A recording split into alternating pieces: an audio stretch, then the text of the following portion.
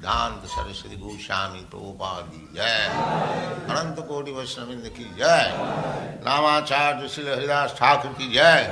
प्रेम से कहो श्री कृष्ण चैतन्य प्रभु नित्यानंद से अद्वैत गदाधर शिवास आदि गौर भक्तवृंद की जय। श्री श्री राधा कृष्ण गौ गोपीनाथ श्याम कुंड राधा कुंड गिरिवर्धन की जय, वृंदावन धाम की जय, नवद्वीप धाम की जय, स्वामी तो भक्तवृंद की जय, गंगा माई की जय, जमुना माई की जय, तुलसी देवी की जय, भक्ति देवी की जय, स्वामी तो भक्तवृंद की जय। All glories to the assembled Lord. All glories to the assembled Lord. Thank you very much.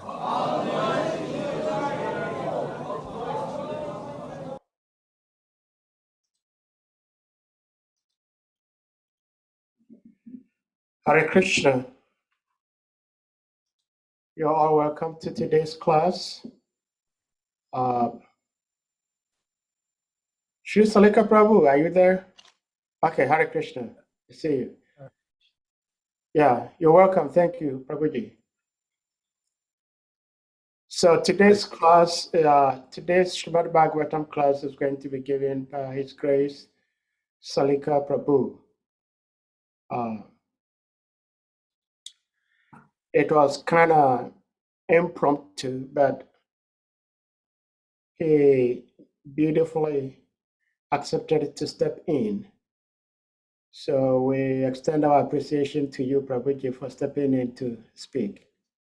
It's always nice hearing Bhagavatam live, even though it's nice hearing from the previous acharyas, but it's also much nicer hearing from somebody live. So thank you.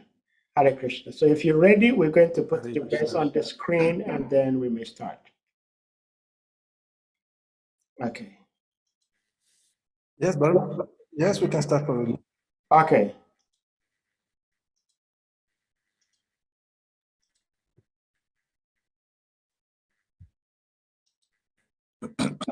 Hare Krishna. Hare Krishna.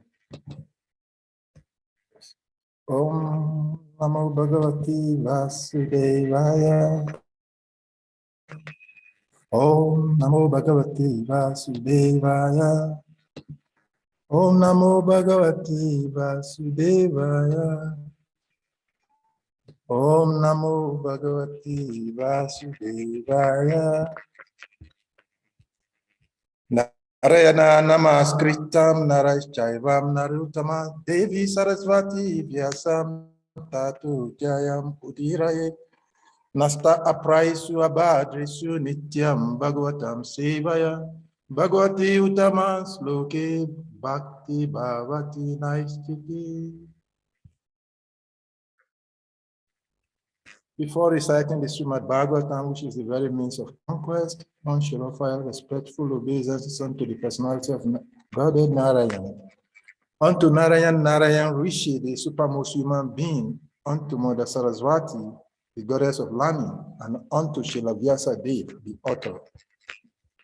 By regular attendance in classes on the Srimad Bhagavatam, and by rendering of service to the pure devotee, all that is troublesome to the heart is almost completely destroyed, and loving service unto the Supreme Personality of Godhead, who is praised with transcendental songs, is established as an irrevocable fact. Hare Krishna.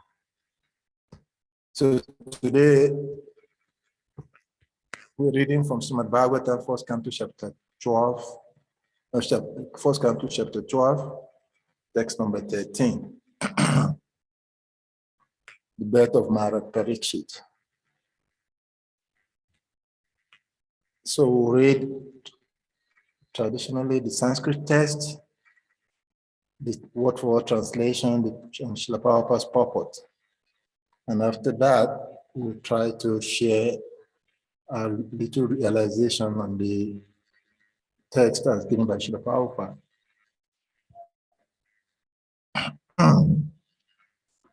Tasya pritamana raja viprai daumyam kripadibu jatakam karayam asa vachayitva cha mangalam. Tasya pritamana raja viprai daumyam kripadibi jatakam karayam asa vachayitva cha mangalam. Tasya prita manaraja viprai daumya kripadibi jatakam karayam asa vachayitva cha mangalam. Word for word translation. Tasyaha is pritamana, satisfied.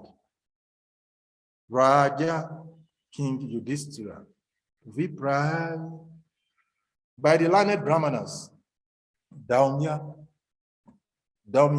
Kripaha, Kripa, Haribi, and others also. Jatakam, one of the purificatory process performed just after the birth of a child. Karayam Asa had them performed. Vajayitwa, by recitation.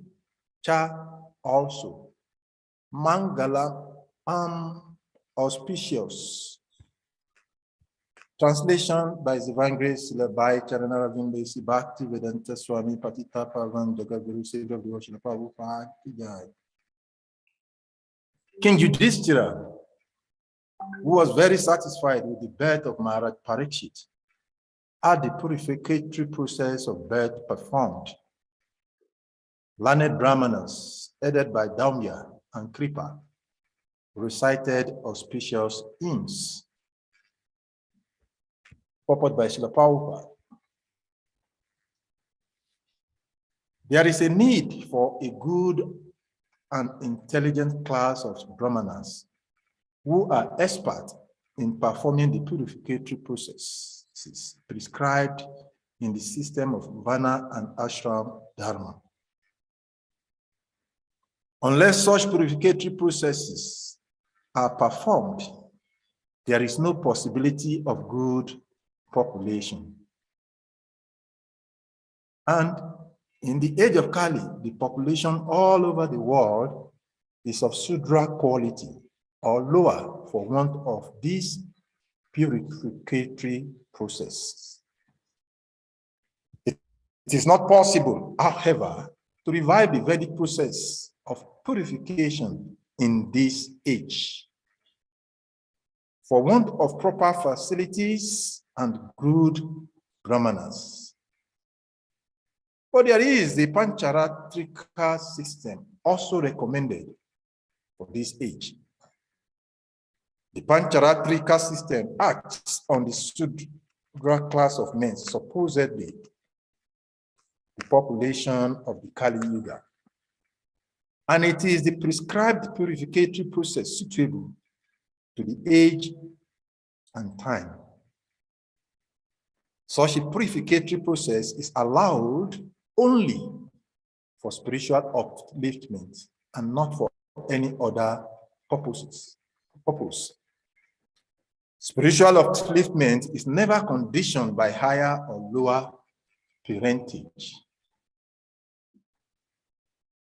After the Garbhadana purificatory process, there are certain other samskaras like Sima Tuna Ayana, Sada Bhakshanam, etc. during the period of pregnancy, and when the child is born, the first purificatory process is Jalta Karma. This was performed duly by Maharaj Yudhishthira with the help of good and learned brahmanas like Daumya, the royal priest, and Kripa Acharya, who was not only a priest but also a great general. Both these learned and perfect priests, assisted by other good brahmanas, were employed by Maharaj Yudhishthira to perform the ceremony. Therefore, all the samskaras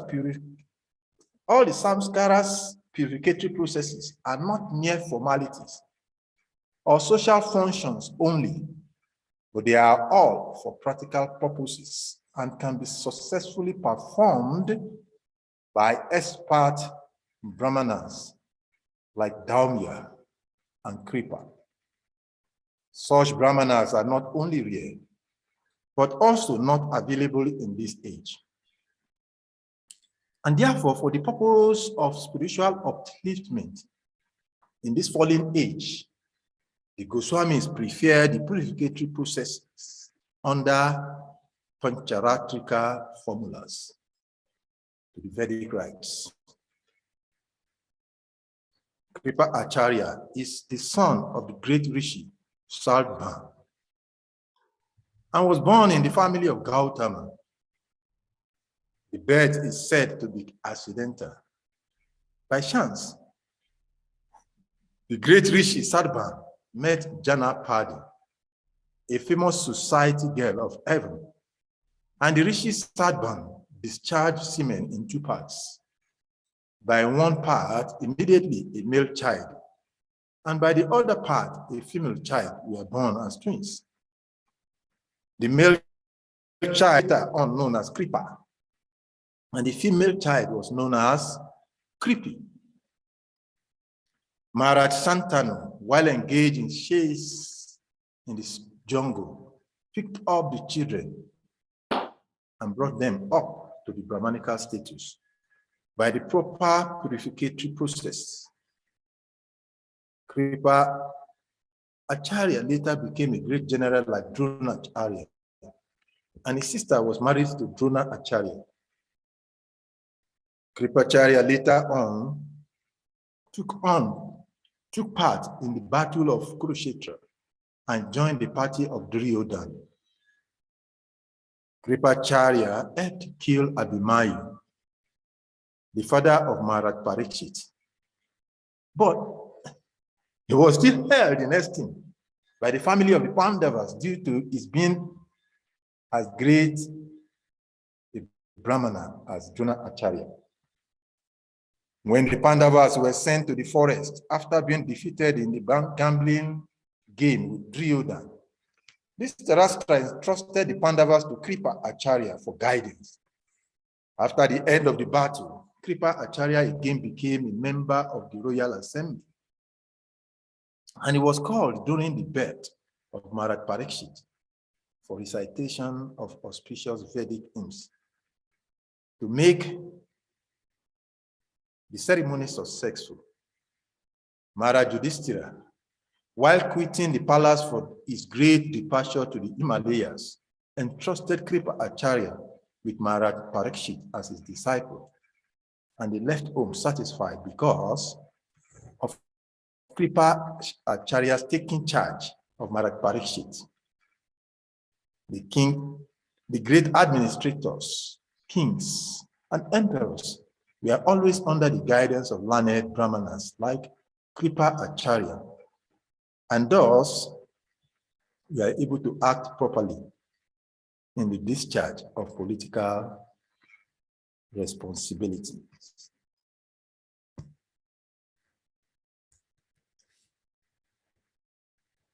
Omagyanam timirandasya gyanam gyanam chalakaya shaksho miritam jena tasmai Sri Gurave Namah. Sri Chaitanya Manobhishtam Stapitam Jena Abhutale Swayam Rupam Kadamayan Dadati Swampadantikam Vandeham Sri Guru Sri Vandeham Sri Guru Sri Yutam Pada Kamalam Sri Guru Vaishnavam Sri Rupam Sagajatan Sagana Ragunatam Tam Ajivam Sadvitam Sarvadutam Parijanam Saitam Krishna Chaitanya Devam Sri Radha Krishna Pada Sagana Lalita Sri Vishaka Vitamsha. He Krishna Karuna Shindu Dinabandhu Jagatpate Gopisha Gopika Kakanta Radha Kanta Namastute. Bhakta Kanchana Gourangi Radhe Vindavaneshwari Prishabhanu Shute Devi Pranamani Hari Priye. Mokankaroti Bachalam Pangam Lagayate Girim Yadkripat Ambande Sri Guru Dinatarinam. Vanchakarpataru Vyascha Kripa Sindubhya Sevascha Patitanam Pavashnebhyo Vaishnavebhyo Namo Namah. Jai Sri Krishna Chaitanya Prabhu Nityananda Shri Advaita Gadadhara Srivasadi Gaura Bhakta Vrinda. Hare Krishna Krishna Krishna Hare Hare Hare Rama Rama Rama Hare Hare. Hare Krishna Krishna Krishna Hare Hare Hare Rama Rama Rama Hare Hare. Hare Krishna Krishna Hare Hare Hare Ram Rama Rama Hare Hare. Tasya Prita Mana Raja Vipraidam Yat Kripadibi Jatakam Jakarayan Asa Vaschayitvam Chamangalam. King Yudhishthira, who was very satisfied with the birth of Maharaj Parikshit and the purificatory process of birth performed, learned brahmanas aided by Damya and Kripa recited auspicious hymns. Hare Krishna. Hare Krishna. So I want to once again, on behalf of the host and all of the Vaishnavas seated here on this platform, welcome all of the devotees to this wonderful moment of the day. There cannot be enough glorification of the Srimad Bhagavatam, hearing of Srimad Bhagavatam.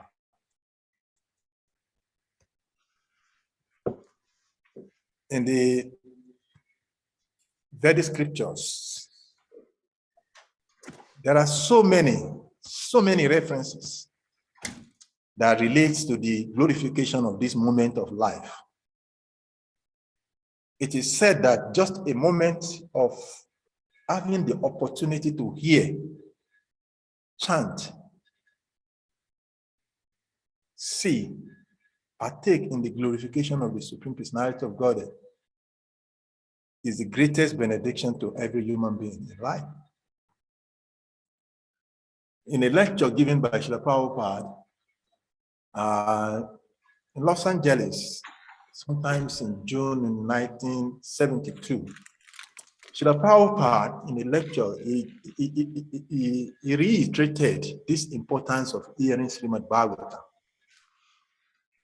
He said that if one studies Srimad Bhagavatam perfectly, then he said, all education, he didn't say one, he said all education is complete. He said one does not require any other book to read. He said, by such perfectly studying Srimad Bhagavatam, all material and spiritual knowledge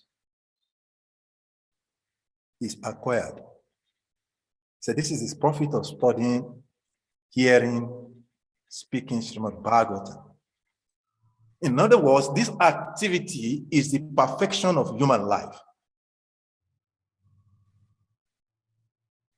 And that is why whenever devotees of the Lord, when they had the opportunity to come, to sit down, to hear, to partake in this Yuga Dharma, religion for this age, of glorifying the Supreme Personality of Godhead by hearing and chanting the pastimes of the Supreme Personality of Godhead,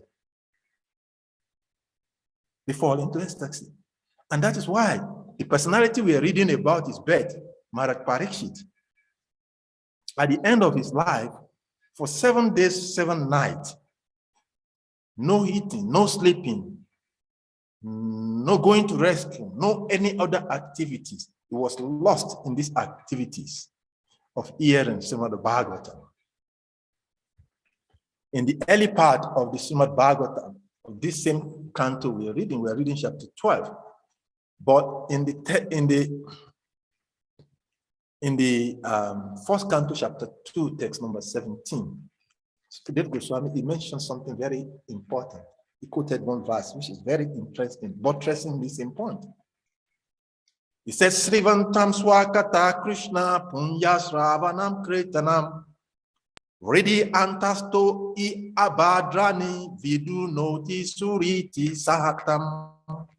That what? That Sri Krishna, the personality of Godhead, who is the Paratmatmas, the super soul in everyone's heart, and the benefactor of the truthful devotees, cleanses the desire for material enjoyment from the heart of the devotee who has developed the urge to hear his messages, which are in themselves virtues when properly heard and chanted. There are so many key points mentioned in this verse. Because when we talked about hearing and chanting the Srimad Bhagavatam, Sukadeva Goswami, he mentioned this verse, he mentioned the key, the secret to benefiting from the what is narrated, what is explained as the secret. Because when we glorify Srimad Bhagavatam, sometimes it looks like a kind of a material kind of eulogy or just sentimental statement, because people who do not follow this text of the Srimad Bhagavatam feel sometimes that this glorification of Srimad Bhagavatam is just some kind of another oration or just some emotions. He said here in this verse, he said that Sri Krishna, the Supreme Personality of Godhead, the Paratmatma, the super soul in every living entity, who is benefactor of what? There are key words he used there, truthful devotees. In other words, the word truthful is key. He didn't stop there. He said, if they are truthful devotees, something happens. He said, by being truthful devotees, cleansing the desire for material enjoyment in their heart is developed. Because why? Hearing of the Srimad Bhagavatam in itself is a virtuous. endeavor when properly heard and chanted. And sometimes one wonders, why are we glorifying? Why are we talking about this verse? Because one cannot but appreciate this verse that we're speaking about today, more importantly, without remembering some of this. Like I mentioned the other time, one of our very powerful acharyas in the line of Krishna consciousness, Srila Govinda Maharaj, it would take a whole lot of time. He would use half of the time in speaking Srimad Bhagavatam, in glorifying the Bhagavatam itself, because that is the key to benefiting from Srimad Bhagavatam. And in a line, in following the steps of the great personality like Govinda Maharaj, so whenever we want to talk about Srimad Bhagavatam, we want to glorify these activities of hearing. For anyone who is seated here on this platform or listening to on YouTube or anywhere at this moment hearing this, are those ones who are celebrated within the three universe, within the three worlds. Why? Because this is the essence of activities of human life. In the text we are reading today, the process of following the full step of the previous acharya is glorified in one of the 3 points that Srila Prabhupada gave in the purport to this verse. Prabhupada, he divided the purport of this verse into 3.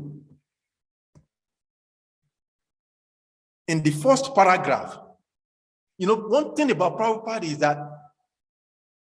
Prabhupada gives the maximum mileage in every text of the scriptures he gives purport on.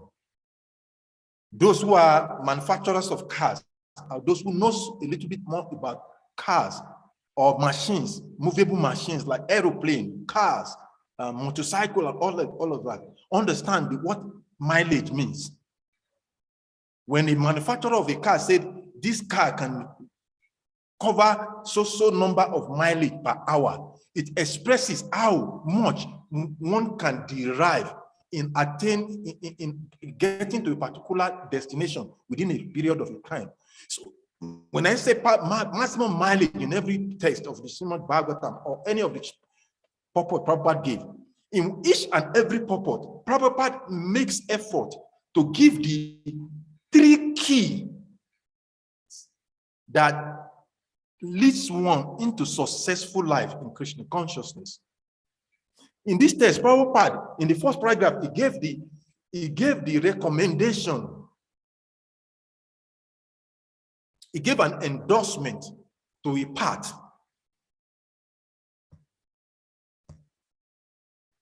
that a devotee should follow. Just describing the recitations of hymns for Garbhadan Samskara of Maharaj Parikshit, Prabhupada gave the endorsement for what is required for any serious soul in Kali Yuga. And when he gave his recommendation, he didn't stop there. In the second paragraph, Prabhupada gave a comparison of what he is giving and what the Vedic scriptures give, and how what he is giving as recommendation for any serious, truthful soul in Kali Yuga, why he should take his recommendation. And in the third paragraph, Prabhupada emphasized on the historical background of the personalities that were doing the purificatory process for Maharaj Parikshit.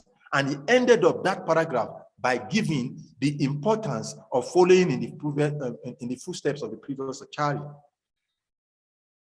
As time permits us, we will try to explain a little bit about this part, about these 3 key success Prabhupada gave in this text. The topic of discussion is the process of Garbhadan Samskara. In the beginning of the purport, Prabhupada started by saying, there is a need for a good and intelligent class of brahmanas who are expert in performing the purificatory processes prescribed in the system of Varnashram Dharma. Unless such purificatory processes are performed, there is no possibility of good population. In the Chaitanya Charitamrita, Madhya Lila 19th chapter, Lord Chaitanya Mahaprabhu, in discussion with Ramananda Rai, he has given the importance of Varnashram Dharma as a panacea, as a solution for solving the difficulties, the challenges, the problem of the living entities who are born in the age of Kali. So in this purpose, Prabhupada is emphasizing this ceremony that is going on in the life of Maharaj Parikshit. For it is such a powerful, important purificatory system that is required in the life of every living soul that comes into the material world. But Papa further continues, said, and in the age of Kali, the population all over the world is of Sudra quality or lower for want of this purificatory process. So, in other words, the fault with the age and the persons in this age, as already stated in the earlier part of this Srimad Bhagavatam, is that there is no qualification for being able to successfully practice even Varna and Ashram Dharma system. And that is why Prabhupada did not take so much of a time when he started the Krishna consciousness movement in going too much into the system of Varnashram Dharma, because the Varnashram Dharma system is offered as a solution to human difficulties, challenges, guiding, regulating, management of living entities in this age. But Prabhupada went further. He said, but this which is recommended according to the Vedic scripture is not possible, however, to revive that Vedic process of purification in this age. In other words, the Varnashram Dharma system, which authorizes the Garbhadam Samskara system or purificatory process, Prabhupada said in this age, this Vedic process of purification in this age, for what purpose? For the want of proper facilities and good brahmana is not available. It's not possible. Prabhupada used the word not possible. In so many places, Prabhupada have always said impossibilities can only be found in the dictionary of a foolish man. But here Prabhupada is saying it is not possible, however, to revive the very process of purification of Varnashram Dharma, which is encapsulated in the Garbhadam process.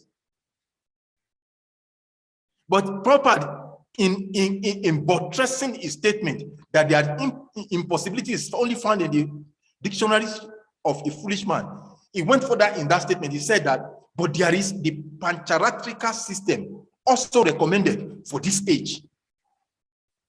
And he went further to explain. Then there is a question. If this Varnashram Dharma system, or the whole of the process of Vedic system, which includes the process of Garbhadam Samskara, demigod worship, portions of Vedic rites, if it is not possible, why then do the acharyas, why then do personalities like Veda Vyas, the incarnation of the Supreme Personality of Godhead, authorized in the Vedic scripture itself, will give such a whole time in giving that in the Vedic scriptures? Why? Why would the Vedic scriptures present all of this? In the Bhagavad Gita, chapter 15, text number 15, the essence of the Vedic scriptures is given, which is to develop unalloyed knowledge, understanding, and devotion to the Supreme Personality of Godhead. But if this is the essence, then someone might want to ask a question.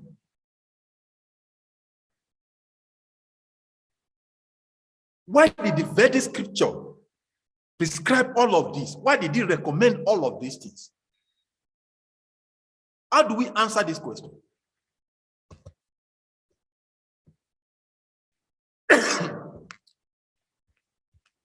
But the Vedic scripture itself answered those questions. The whole of the Vedic scriptures gives only one message. In the Vedic language, it's called Veda Ekavakyata. Veda Ekavakyata means the Vedas delivers only one message.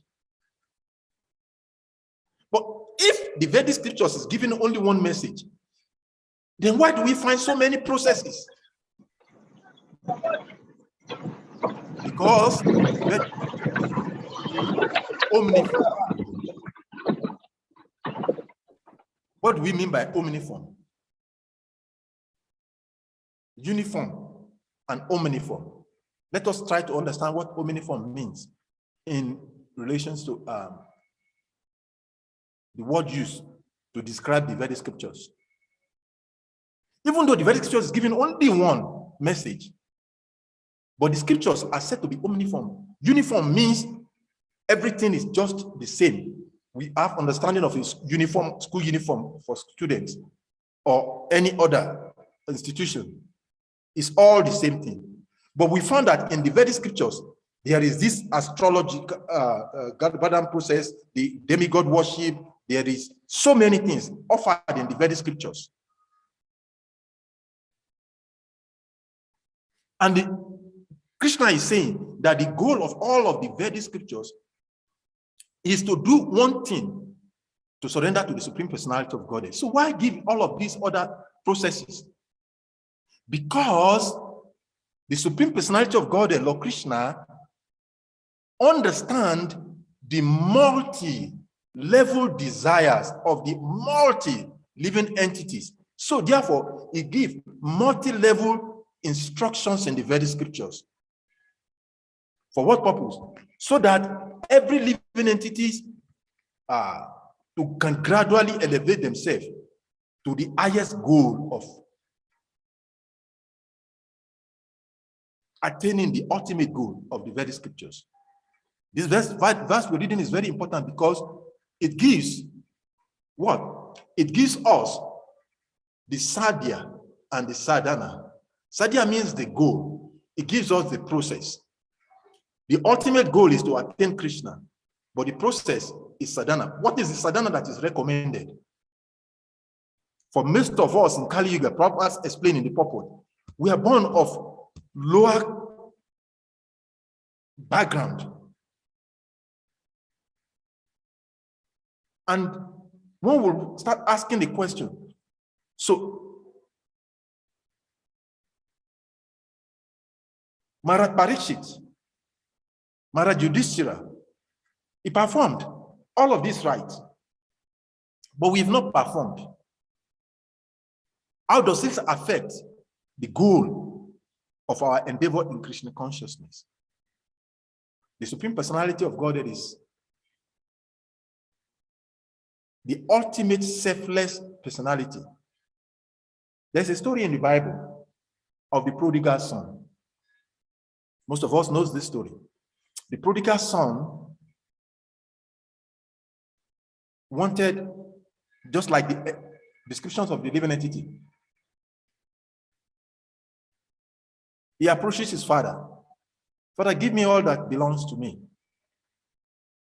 After all, I'm your son, and I deserve to be benefacted with certain things from what you have. And the father gives. And the son went away. He squandered. And when he squandered, in a short period of time, he's forced to now start begging, to start working under a very wicked masters. But the Bible story tells us that the father, even when the son comes back, accepted the son. And this story shows the supreme selfless nature of the Supreme Personality of God. But in the Vedic scriptures go beyond this selflessness of God. Because in the story, we see that the son had to come back. The father has to wait for the son. But according to the very scriptures, Krishna never waits for the living entities to come. Krishna goes beyond being selfless to go out to look for the living entities. And in trying to bring back the living entities to him, unlike the story in the Bible, where the father waits for the son to come back, Lord Krishna, he doesn't wait. He goes after the living entity. And just like a perfect master or father, he knows the nature of the living entity. Of course, the son, having misused, having abused what is given by the father, does not want to come to the father. So the Vedic rituals that is given in the Vedic scriptures are arrangement of the Supreme Personality of Godhead for the living entities to gradually attract them back to him, the Supreme Personality of Godhead. And let us look at the analogy of the stories of the prodigal son in the Bible again. Let us look at a different scenario whereby instead of the father waiting for the son, he goes to the son, but he knows that the son will not accept him because he feels he has offended the father. He is not comfortable going straight to the father. But for the father to be to express that magnanimity of the Supreme Father, said, well, this is my son, he will not come to me naturally if I goes to him. So then he thinks, okay, but he's working under a wicked master, and I'm so compassionate to save this my son. So the father said, okay, let me send some of my ministers to offer him something indirectly. And the father's minister goes after the son. And I tell the son, my dear sir, you're working on a very difficult, under a very difficult condition. But I have a better offer for you. But he never tells, your father sent me. The son does not know that the father is the one that sent him.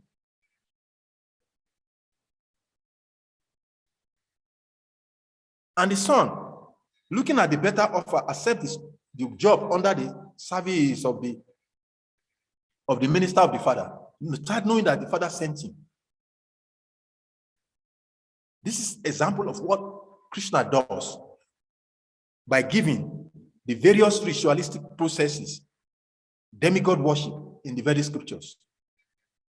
A compassionate father who knows the disposition of the son, knowing fully well the son would not want to come naturally, he gives the son, he extends himself to the son indirectly by using his extended opulence through the ministers or through his representatives. And as stated in the Bhagavad Gita,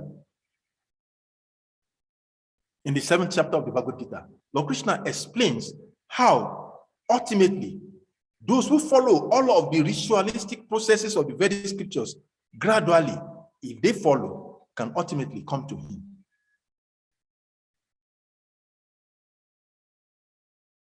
There are so many stories in our Vedic scriptures that explains this. There is a story of Vallabhacharya told. Sri Vallabhacharya is one of our great acharyas, and it is said that he was a strong devotee, worshipper of Lord Shiva. And he saw Lord Shiva was so pleased with Vallabhacharya's worship, so much so that one day he came before him and asked to give him a benediction. And being pleased by his worship, when Lord Shiva offered him, Vallabhacharya said, oh, my dear Lord Shiva, if you want to benedict me in this way, if you want to give me something valuable, I want you to give to me that which is the most valuable thing to you. If you are so pleased with me, with my worship of you, after so many years of my worship, I don't want just anything that I will dictate myself. I want you to give me that which is the most valuable thing to you. And in that story, it is said that Lord Shiva looked at him and said, oh, if you want the most valuable thing that is more dear to me,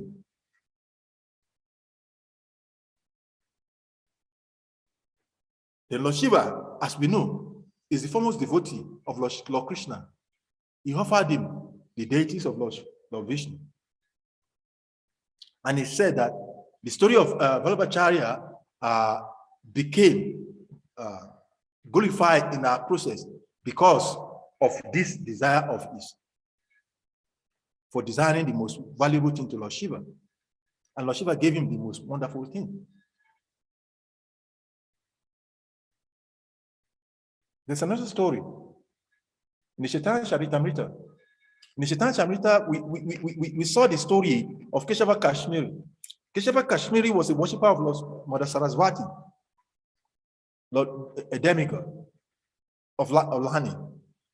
And he's so devoted to Mother Saraswati to the extent that Mother Saraswati benedicted him that, my dear Keshava Kashmiri, having pleased me so much, I give you my benediction that there is no one in this whole universe who will be able to defeat you in knowledge. And because of this benediction, Keshava Kashmiri, according to the story in the Chaitanya Charitamrita, started going all over, everywhere. And he was defeating all scholars all over India until when he came to Navadvip. At that time, Lord Chaitanya Mahaprabhu was in the planet. And when he met Lord Chaitanya Mahaprabhu, Lord Chaitanya Mahaprabhu then was called, because he was young then, he was called Nimai Pandit. And when he heard of this Nimai Pandit, he approached him. And he decided to engage him in scriptural battle. And Keshava Kashmiri, after so many exhibitions of all what he has learned, actually there was no person that was comparable to Keshava Kashmiri. But when he engaged Nimai Pandit, he was completely bewildered. He was defeated. And when he was defeated, he became confused. And he was wondering, how can I be defeated? I have gotten the benediction of Mother Saraswati that I can never be defeated. And Lord Chaitanya Mahaprabhu, being the Supreme Personality, knows what was going on in his mind. And he told him, naturally, when you defeat someone, you want to make him a laughing stock, you want to taunt the person, but Lord Chaitanya Mahaprabhu wants to benedict him. And he told Keshava Kashmiri, he said, my dear sir, do not be bewildered or disturbed by this seemingly defeat from me. So you can go back home and reflect again on your presentations before in this argument with me. And when you get back, maybe tomorrow we can meet again. Then maybe you might be able to exhibit your strength of knowledge. And Keshava Kashmiri went back home. In this delusion mind, he went back and he was meditating. He said, how did this happen? Then he went to his altar and he started glorifying Mother Saraswati. And because he was such a staunch devotee of Mother Saraswati appeared before him. And he told him, my dear Keshava Kashmiri, why are you disillusioned? Why are you so sad? And Keshava Kashmiri said, my dear Mata, you have promised me that no one within this universe, within this world, will be able to defeat me in argument. But just a mere toddler, just a small boy, I engaged in argument with him, and he defeated me. And Mother Saraswati said, well, my benediction was never defeated. Yes, I promise you that no one within this world will be able to defeat you in argument. But the person that you have engaged in discussion, in argument with, is somebody which is completely out of this world. Because he is the Supreme Personality of Godhead himself. He is the master of my master. My Supreme Master is Lord Brahma. Lord Brahma benedicted me. I'm the worshipper of Lord Brahma. But the master of that, my master, Lord Brahma, he worshipped that person Govinda, who is the Adi Purusha. So the person who have defeated you is not person from this personality, this material world. And when Keshava Kashmiri heard about this, immediately he became pacified. And the following day, immediately he rushed to meet Nipai Pandit, and he surrendered to him. And when we look at some of these stories that we read in the scriptures, they showed us that personalities like Keshava Kashmir was a perfect worshipper of Mother Saraswati. And why are we telling these stories? Because it relates to the process that is being the focus of this topic we're discussing today. So many of our devotees are so enamored by the purificatory process that are mentioned in the Vedic scriptures and even have extended to even worshiping demigods.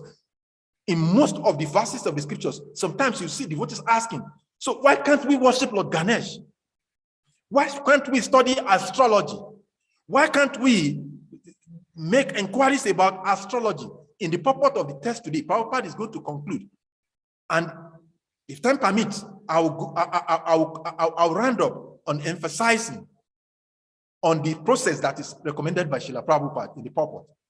But I just want to give why we should not be too enamored, too attracted to all of this, what it is called the flowery aspect of the Vedic scriptures. The Vedic scriptures give so many injunctions, but it is the mercy of the Lord to attract the devotees who are at the lowest level of consciousness to gradually come.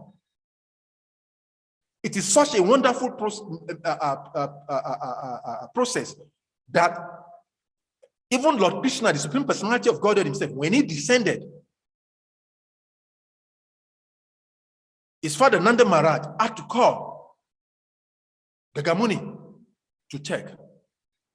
And even in some 10, 20, 30, 40 years back, in some 5 decades back, this process is still prevalent in India and even in West Africa. But the reality is that as the age of Kali grows, devotees should not be distracted by this, because this is not the point. This is not the sadhya of bhakti. For those who are outside of the confine of Krishna consciousness, they may be attracted to all of these purificatory process, which is very wonderful, which is required for purification of one in this material body. But the devotee should never be carried away by it. This is what the essence of what Prabhupada is saying. And before I quote this subject, I'll narrate another one story, which is very similar to the one I narrated before, of a story in our scriptures, also in Chaitanya Charitamrita. In the Chaitanya Charitamrita, we heard about the story of Chandidas. Chandidas was a very strong worshipper of Goddess Chandi. And she was so devoted to Mother Chandi, Goddess Chandi, that she created a whole wonderful garden where she planted so many aromatic flowers for offering to Goddess Chandi. And Chandidas are the brother who is not a Chandidas Goddess Chandi's worshipper. He is a worshipper of Lord Vishnu.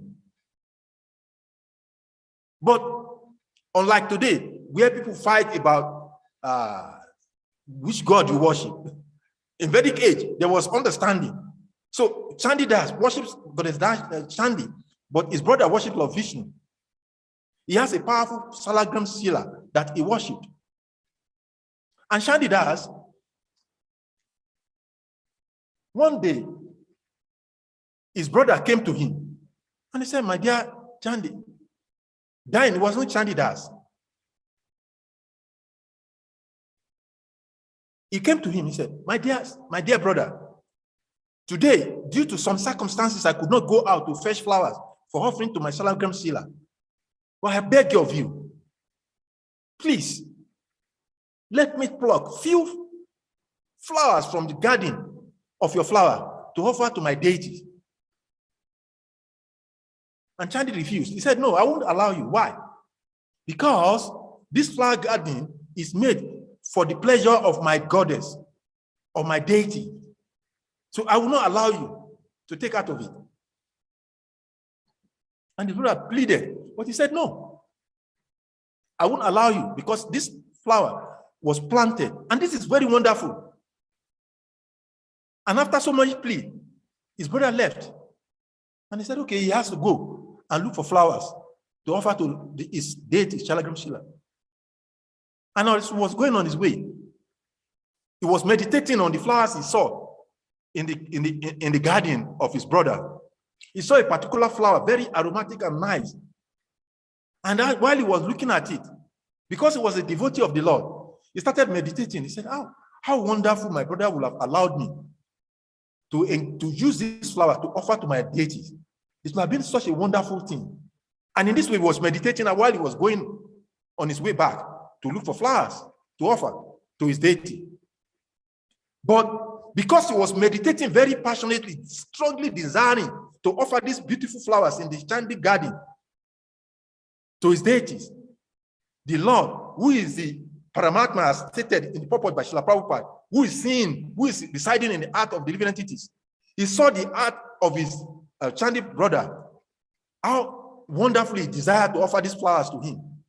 And he accepted this as Manasa Seva, mental service. And immediately, he benedicted him. But even the brother did not know what was going on. And he left. He went to look for another flower to offer to his deities. But then, after some few moments, Chandi came. He wanted to come to pluck flowers to offer to his deities. And he picked part of those flowers and he started doing offering. And when he finished the offering, and for the first time in his whole endeavor of worshiping Goddess Chandi, the deities, Goddess appeared before him and told him, my dear Chandi, today I'm so much pleased with you. I'm so pleased with you to the extent that I want to give you benediction of anything that you desire. And Chandidas was wondering, say, my dear Lord, first, I'm very grateful that you have appeared before me to benedict me. But something is baffling my mind. I've been worshiping you since my childhood till this age. You've never appeared before me. And even today, when you appeared before me, you said, I've so much pleased you with my today's worship. What is it that I have done differently today that makes you to be so pleased with me? Please share this secret with me so that I can continue to do like that. And Chandidas said, oh, today, because you have not just offered me flowers, but because you have offered me the prasada of my Lord, who is my supreme master, worshipable deity, because of that, I've become so much pleased with you. And he said, what is that? How is that? I just plucked the flower myself and offered to, I didn't offer to any personality. So how is it that it is the prasadam? And Chandi explained to him that, my dear devotee, because you denied your brother the opportunity of taking some of this flower to offer to Lord Vishnu while he was living, even though he, out of respect, he did not impose himself on you. He left, but while he was living, he was meditating on my Supreme Lord, that please, I wish I could offer something like this. And because the Lord is the Paramatma, the super soul in the living heart of every living entity, he could see this, his devotion. The Lord accepted this flower as an offering unto him. And because the Lord has accepted it, and you have offered it to me, it has become the prasada of the Lord. So that is why I'm more pleased to you. And Chandidas said, oh, is that the case? If that be the reason why you have become so pleased with me, then every day I want to worship. I will first offer that offering I'm going to offer to you first to that deity of my brother. Then I'll offer it to you.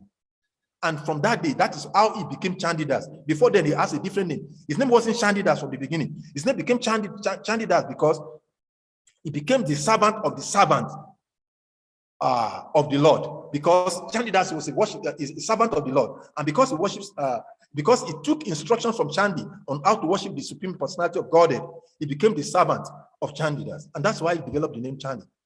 In other words, these stories in the scriptures, they tell us as bhaktas, as sadakas, that in devotional service, for one who has come to the platform of devotional service, time will not permit. There are so many references in the scriptures that direct us, that teach, that shows us that for one who is a devotee of the Lord, there is one's mind should never be distracted by what? By any flowery subject matter that is given in the scriptures. It is very interesting. It is very wonderful for one to hear these purificatory processes that are narrated in the scriptures. But one who is actually going to be a successful student in the process of Krishna consciousness should not be carried away by this, because these are narrated. The essence of these narrations are not for us to become distracted by this purificatory process, but to develop attraction for the lotus feet of the Supreme Personality of Godhead. That is the purpose why these texts these narrations are given.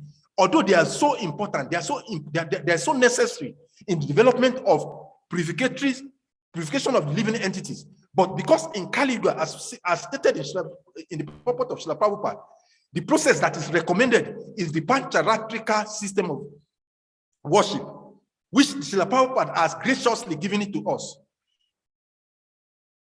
Prahlad Maharaj, who is one of the greatest Acharya, one of the Mahajans, in the seventh canto of Srimad Bhagavatam, enumerated 9 processes of bhakti.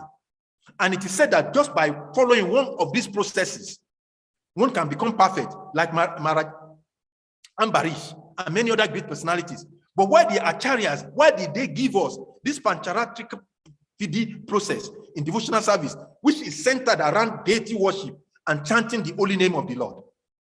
There are 2 processes in the Srimad Bhagavatam. It is mentioned in the 3rd canto of Srimad Bhagavatam, 33rd chapter, text number 6, that whether one has acquired the qualification of a Brahmana depends on the judgment of the bona fide spiritual master. He bestows upon the disciple the position of a Brahmana by his own judgment. When one is accepted as a Brahmana in the sacred thread ceremony under the Pancharatrika Vidhi system, then he is Dvija, is a twice born.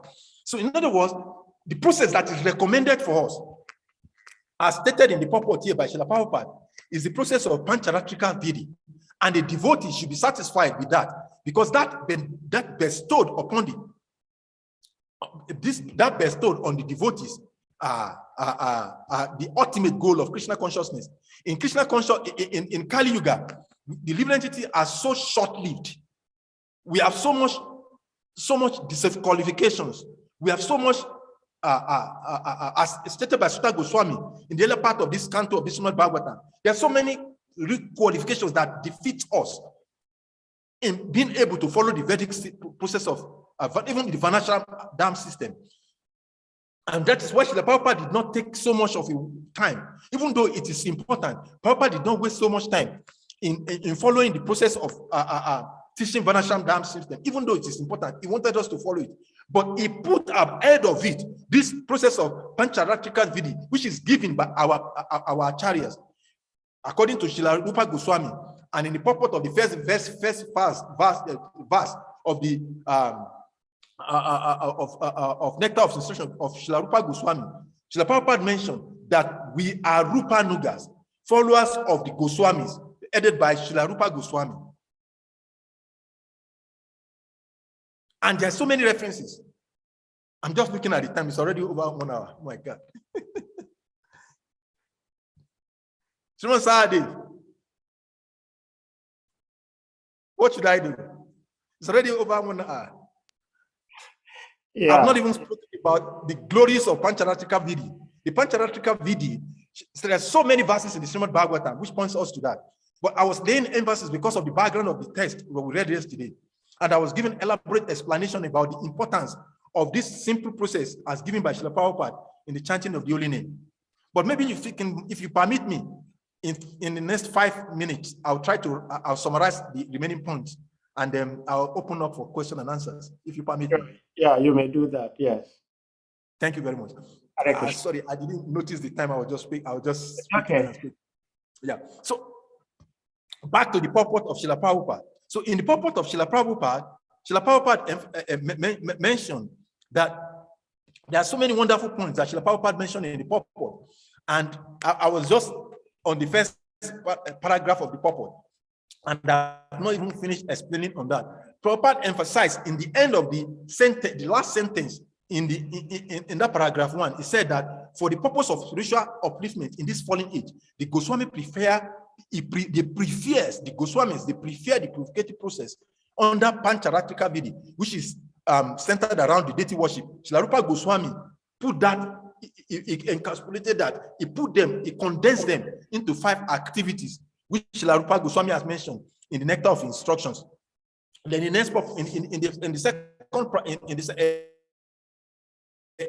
the second paragraph, Prabhupada mentioned very nicely that yes, the process of Garba dance samskara, the purificative process, is it emphasized that there are certain samskaras like Simantona Nayana Sada Baksanam, etc. He said during the period of pregnancy, which are performed. I think Devarish Prabhu has enlightened us much on that yesterday. But the first process, the first aspect of the Garbhada Samskara process, purification process that is supposed to be done immediately the child is born, is Jata Karma, which is being performed in the text that we are reading today.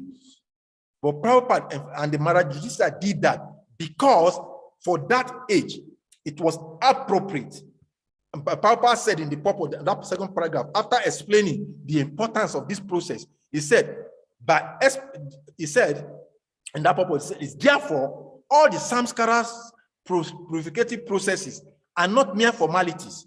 In other words, they're not just something to be overlooked. They're not just formalities or social functions only, but they are all for practical purposes and can be successfully performed by only, use the word rare, but also not available in this age. Prabhupada emphasized that it's not available in this age. And therefore, for the purpose of spiritual upliftment, because it is not available for this age, we do not have the Dhaumya, the personality of Dhaumya. We do not have the personality of Kripa. But Srila Prabhupada, by the process of Pancharatrika Vidi, has endowed upon us the ability to be able to do the minimal process of the Vedic rites, which is centered around the Pancharatrika Vidi process, which is centered around the deity worship, chanting the holy name, reading the Srimad Bhagavatam, worshiping, taking Krishna Prasadam, and going to the holy dam. And this is what Prabhupada emphasized here. And in the last paragraph, Prabhupada he went ahead to tell us the story of Kripa and how powerful. And that's something is very important in that verse. What is so important in the last sentence of that paragraph, third paragraph, Papa mentioned something very important. He said the great administrators, kings, and emperors were always under the guidance of learned brahmanas, like Kripa, and thus were able to act properly in the discharge of political responsibilities. Our challenges in today's situations are not far from this. Sometimes even devotees, they wonder why. Why is it that even in Krishna consciousness, we have so much. In some few days ago, we are hearing in a lecture, there's so much knowledge in Krishna consciousness, and we have the solution to all of the world's problems. And Prabhupada sometimes even mentioned that given 18 days to take control of this earth, the whole of this earth planet, in 18 days, they can turn the whole of the world to Krishna consciousness just by this process of Krishna consciousness. But then it's not possible. So devotees wonder, why do we have so much? Because most of the time, we do not take the answers. Like I mentioned at the beginning of the lecture, in every process, there is what is called sadhya and sadhana. The sadhya, the goal of a person in Krishna consciousness on the part of this Rupanuga process of following Srila Rupa Goswami is to focus on what? Truly, as mentioned in the verse I quoted earlier, following the process of chanting and hearing Srimad Bhagavatam, the 5 items as mentioned by Srila Rupa Goswami, and that alone, Srila Rupa Goswami assured, Srila Prabhupada assured, Bhaktisiddhanta Saraswati assured, Srila Bhakti Vinod assured, all of the acharyas assured that if we simply do these 5 things that is given in the scriptures, our attainment, our entering into the Goloka Vrindavan, having a handshake with Krishna that I have come, your successful servant, is guaranteed. It is scared. In fact, in the 11th canto, Srila Rupa Goswami, he ended up by saying, in the 11th canto of Srimad Bhagavatam, there's a verse that which, Nukampan, that verse, 11th canto, chapter 8 of Srimad Bhagavatam, it is mentioned, there was a word here that Srila Rupa Goswami, he mentioned in Nectar of Devotion, he used, Nirinitam, what is Nirnitam means that it is guaranteed that if one simply follows this process of Pancharatrika Vidhi, I cannot go too much into the details of what the Pancharatrika Vidhi process is, because it involves deity worship, it involves these 5 things that Srila Rupa Goswami mentions, but we cannot go too much into that detail today. But the fact is that this is what Srila Rupa Goswami has recommended, and Srila Prabhupada, who be the present Acharya of the universe, who has given us this process of Krishna consciousness, has given us the process that as a devotees, the essence for us, the goal for us is to take these 5 things. Devotees are busy so much looking for wealth. Their devotees are so much busy looking for purification. But it is mentioned, there are some verses I've actually selected down, which I cannot go to now. But those verses, in so many verses, the Prabhupada has mentioned, just by this process of just chanting the holy name of the Lord attentively, even if it is in Namabas in the beginning, just by this process of chanting, hearing Srimad Bhagavatam, taking Krishna Prasadam after worshiping the deities, and going to the temple, which is Vrindavan, a guarantee is there for one who takes to this process of Krishna consciousness. I would like to stop here, even though there are so many points to cover. In the beginning of the lecture, I mentioned that in one purport, Prabhupada gives the maximum mileage. It gives the beginning, the middle, the end of Krishna, of the goal of Vedic scriptures. And that is why no wonder our acharyas, they take several months just to describe, to explain just one verse. Hare Krishna. Hare Krishna, thank you so much, Salika Prabhu. You were on fire today. I think the topic is so interesting and so necessary for devotees to be able to digest. And with that, we go to the devotees. Whoever has a question, you may indicate that by using the hand emoji. Okay, Dinabandu Prabhuji, you may unmute and ask your question.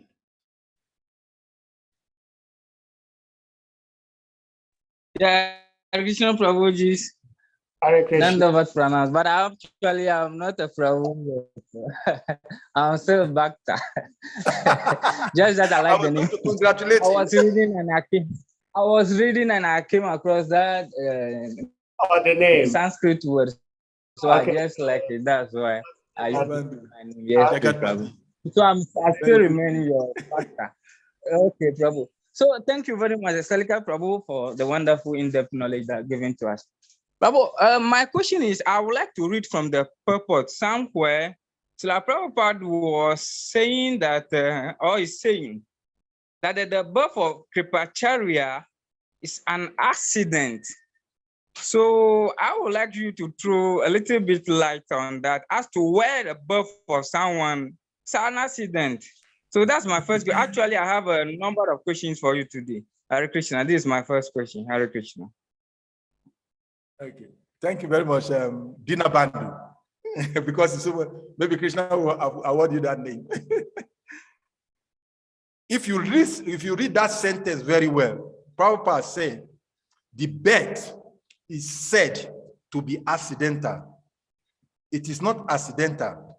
It is said to be accidental. It is said to be accidental. It is said to be accidental. Why? Because our material senses can only perceive objects that are materially visible, because our senses are made of material elements.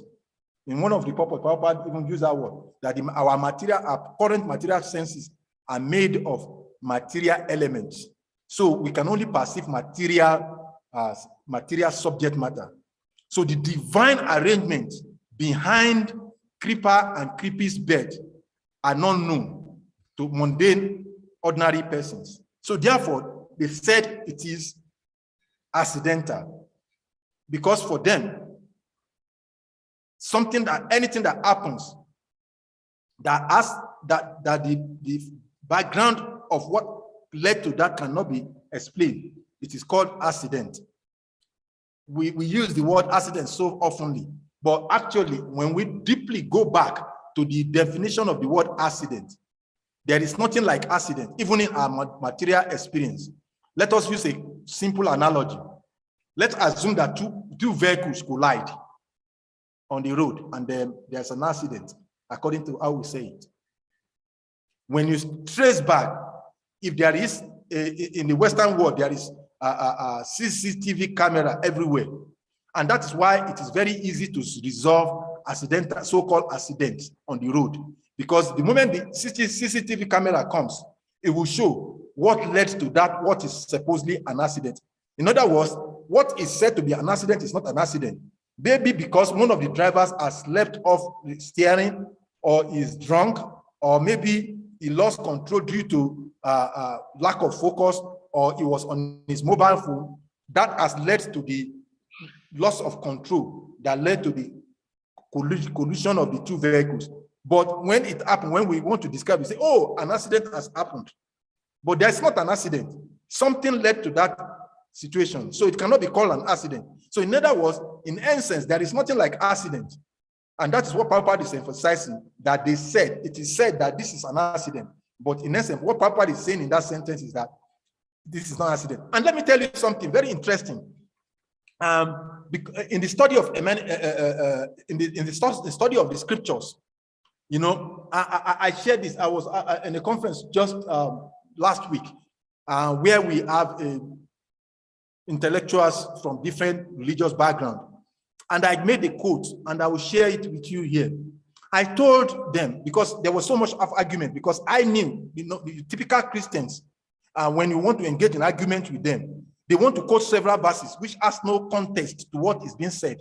So, and I quote one favorite quote of mine, which I always say, is that the knowledge of the text of a scripture does not bestow the context of the text on the reader or the knower of the scriptural text.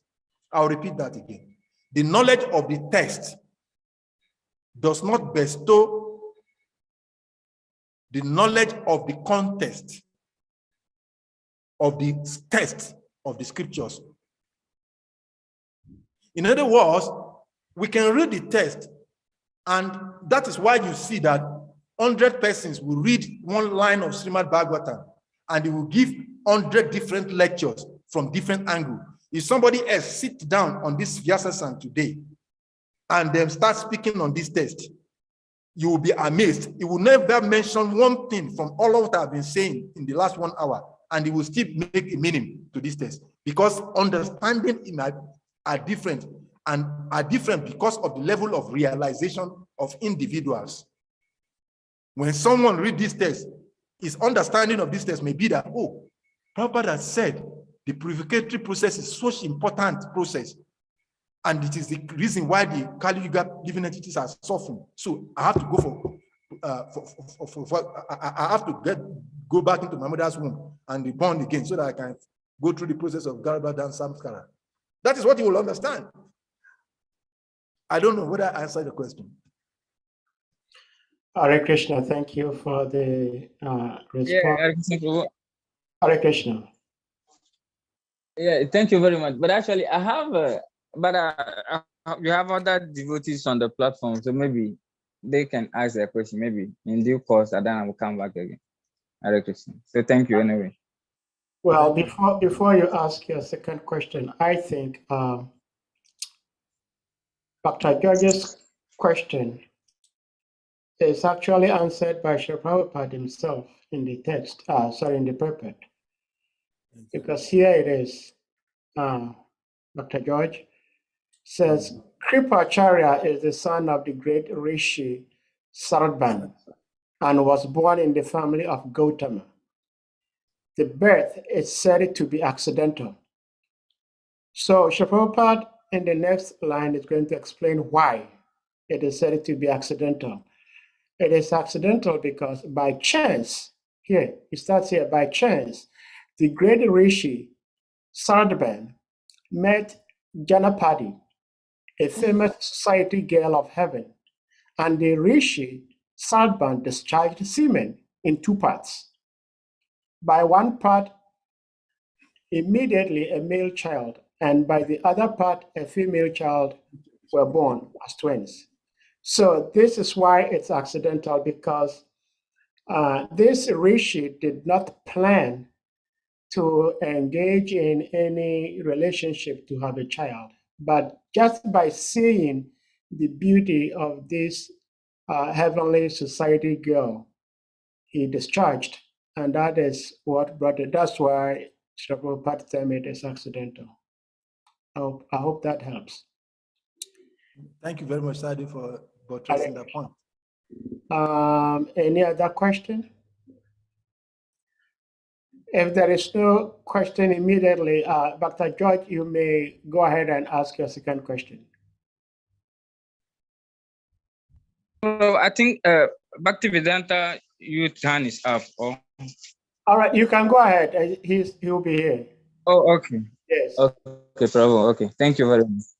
Okay, Prabhu. In the purport also, I read Parashit Maharaj was born when his father was dead.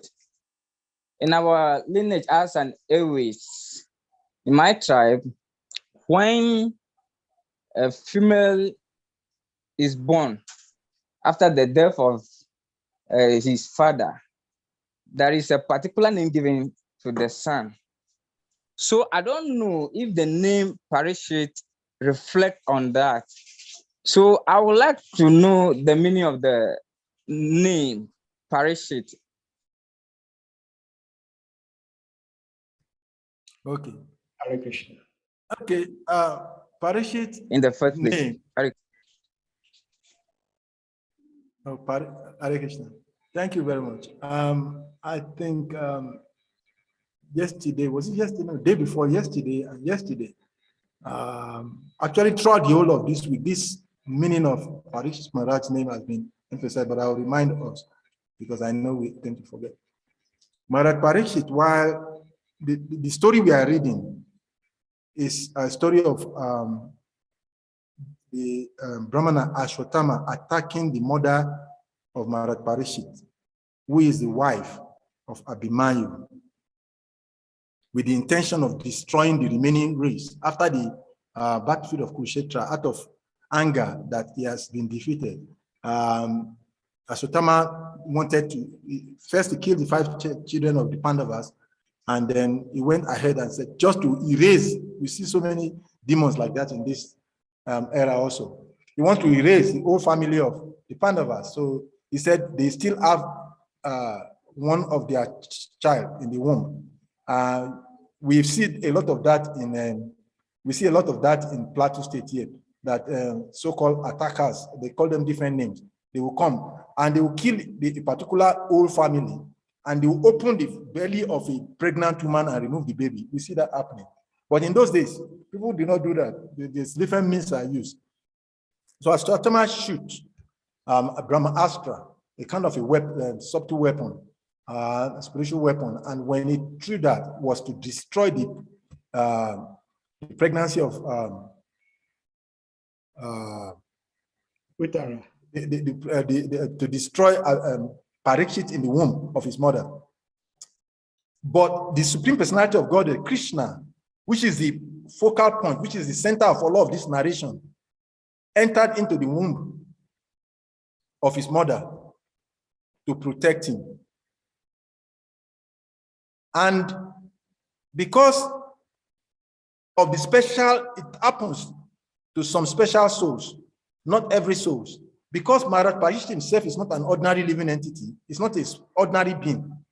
He was given the benediction, he has the benediction to be able to remember the whole of what happens within the pregnancy.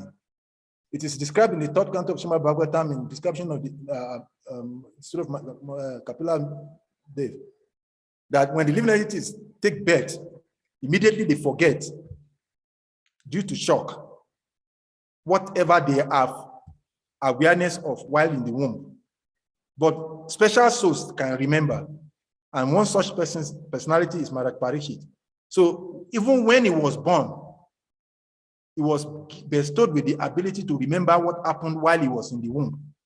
And what happened in the womb was that he could see that he was about to be killed but a personality comes. And on Monday, what's the name now? On the Monday, we had in a lecture that the Lord took the form of a tomb and entered into his mother's womb and protected him. So out of curiosity, he wants to see, who is this person?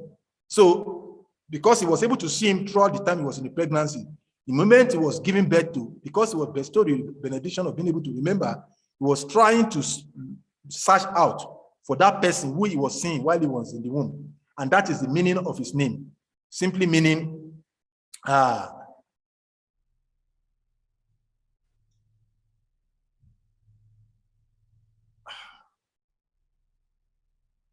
trying to use the exact word used in scriptures. Sadio, can you help me? I'm getting distracted. Well, I think that's why, of course, we live in this Kali Yuga, we are prone to forgetfulness. But it's very important that we try to remember what we hear, what we read, because I think 3 or 4 days ago, this particular this particular question was answered in the paper. Why a Parikshit is called Parikshit? It's called Parikshit because he is, even though at the age of being a fetus, he was still able to see the Supreme Lord. The Supreme Lord appeared to him like the size of a thumb. And Srila Prabhupada was saying in the purport that once you see the Supreme Lord, there is no way you can ever forget about him. So Maharaj Parikshit saw the Supreme Lord in his mother's womb. And so when he came out of the mother's womb, he could not forget Krishna. That's what I remember we read.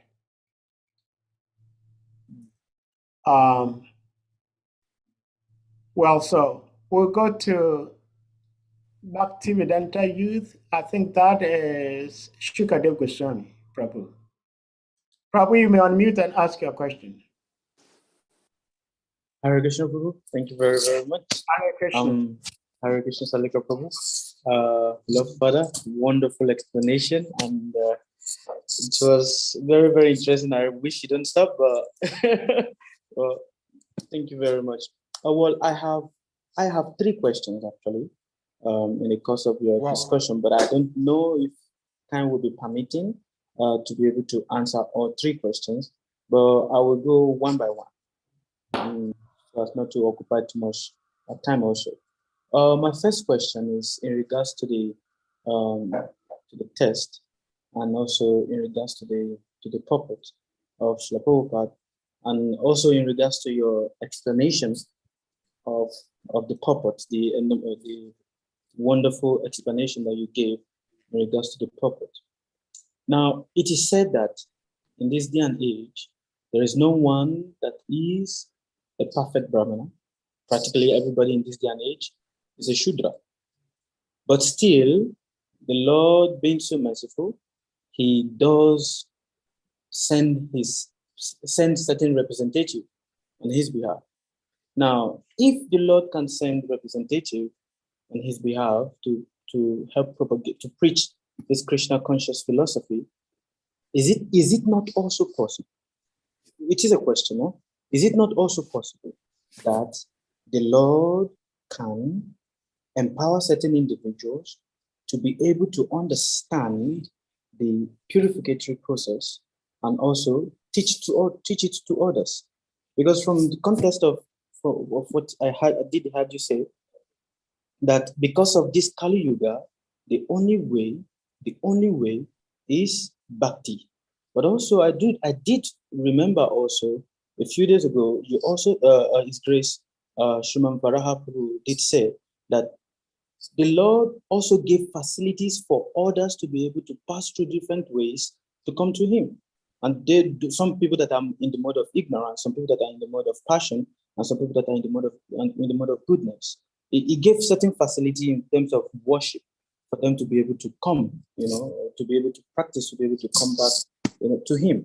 Now, if we say that just Krishna conscious practice, like just that Krishna consciousness for devotees, just that Krishna consciousness is what is expected or what is required. But also, we also do know that it is said that we practice our Krishna consciousness based on where we left off from our past life.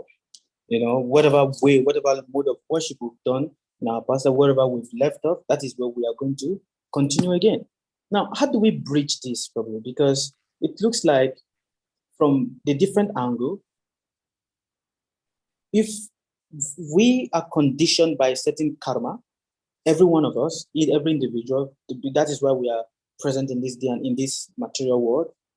And because we are conditioned by different karmas, it isn't so possible for us to practice Krishna consciousness not like it is not impossible, but due to karma, some certain karmas that is there, that follows us, it becomes a bit not so 100% that we give that 100%, to Krishna consciousness, because from the discussion, you are stressing about the importance of giving 100%, full 100% to Krishna consciousness. But then we also see that based on our certain karma, we have been put left, right, center, but still we do try to practice Krishna consciousness, but the karma pushes us left, right, center. Now, how do we rectify this? Now, also on the point where you say that there is no, in this day and in this Kali Yuga, there's no one that is truly qualified. So if there is no one that is truly qualified, are we also to say that the spiritual masters that come to give us Krishna conscious practice, are they also not qualified because it is Kali Yuga? So it's just this is the first question, Prabhu. So please help me clarify so that I can understand better. Thank you very much, Sukadev Goswami Maharaj.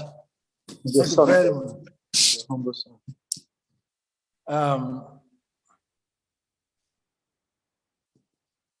Sorry, I was getting one distracting call while I was answering Judge Amega's questions. So it was giving me a whole lot of, even though the test was in the session, so I was trying to get my mind off it at the same time I was seeing it. That is the power of focus. So it was distracting me. And thank you, Yadunath Prabhu, for mentioning. It means wants to see, but some persons also have also explained that the name Parishi does not just mean he who wants to see, but one who is tested. Sometimes it's defined as someone who is tested, but generally in devotional service, he said, he who wants to see. He wants to see, one who wants to see. But sometimes also, some writers have also expressed that he who is tested in the womb is tested in the womb, the name Parikshit. And Vishnu Rata is another name of Maharaj Parikshit, means he who is protected by Lord Vishnu. But sorry for that distractions. And now, Shukadev Goswami Prabhu, your question is very interesting, and it helps us to actually expand on the subject and the points I made in the lecture.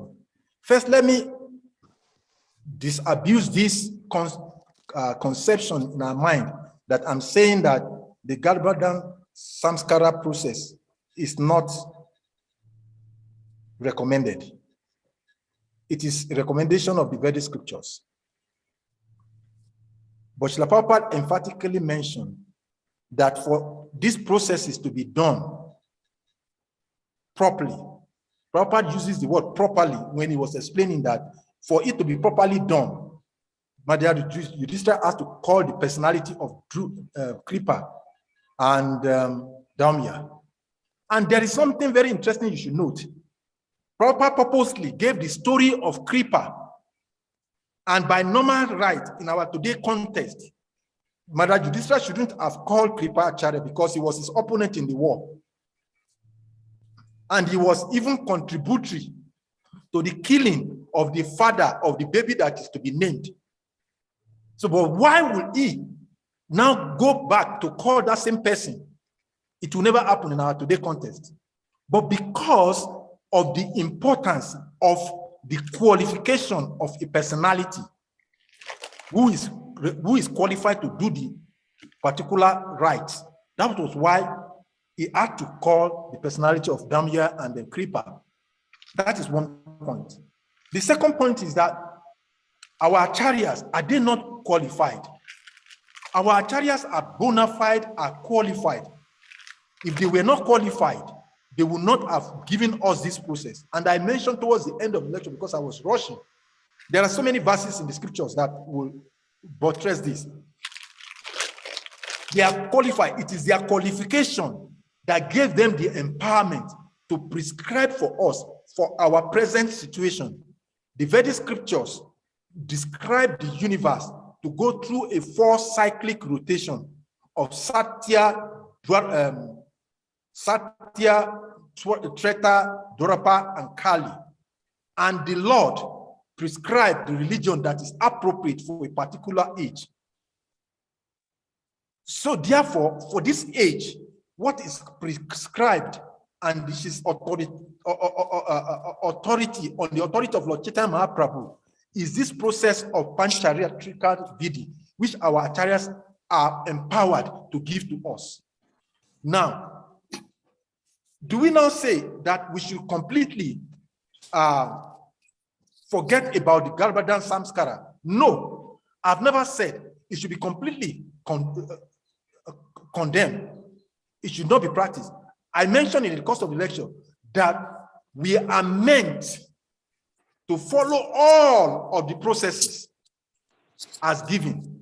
And one of the processes that is given when we give birth in Krishna consciousness, we do Nama Samskara. We do all of these processes.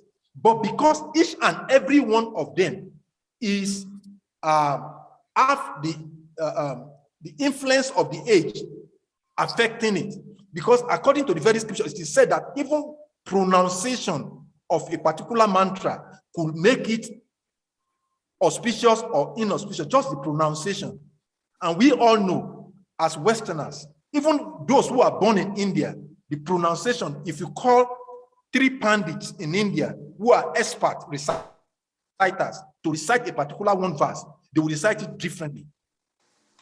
It is said that it's only one village in the whole of this planet now that still speaks Sanskrit. And Sanskrit is the language of the Vedas. And that is to show you how much it has become so almost obsolete in Kali Yuga.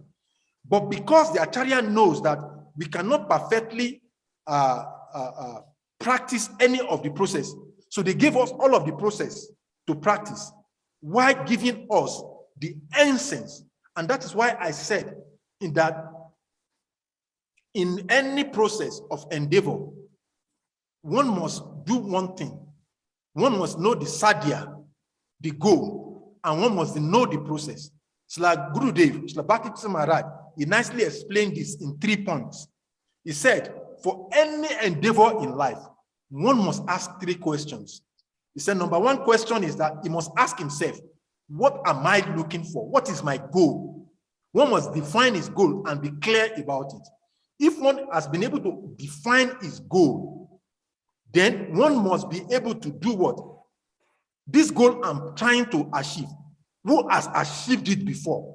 Has anybody achieved it? Otherwise, it becomes an utopian goal, which cannot be achieved because there is nothing new on the earth.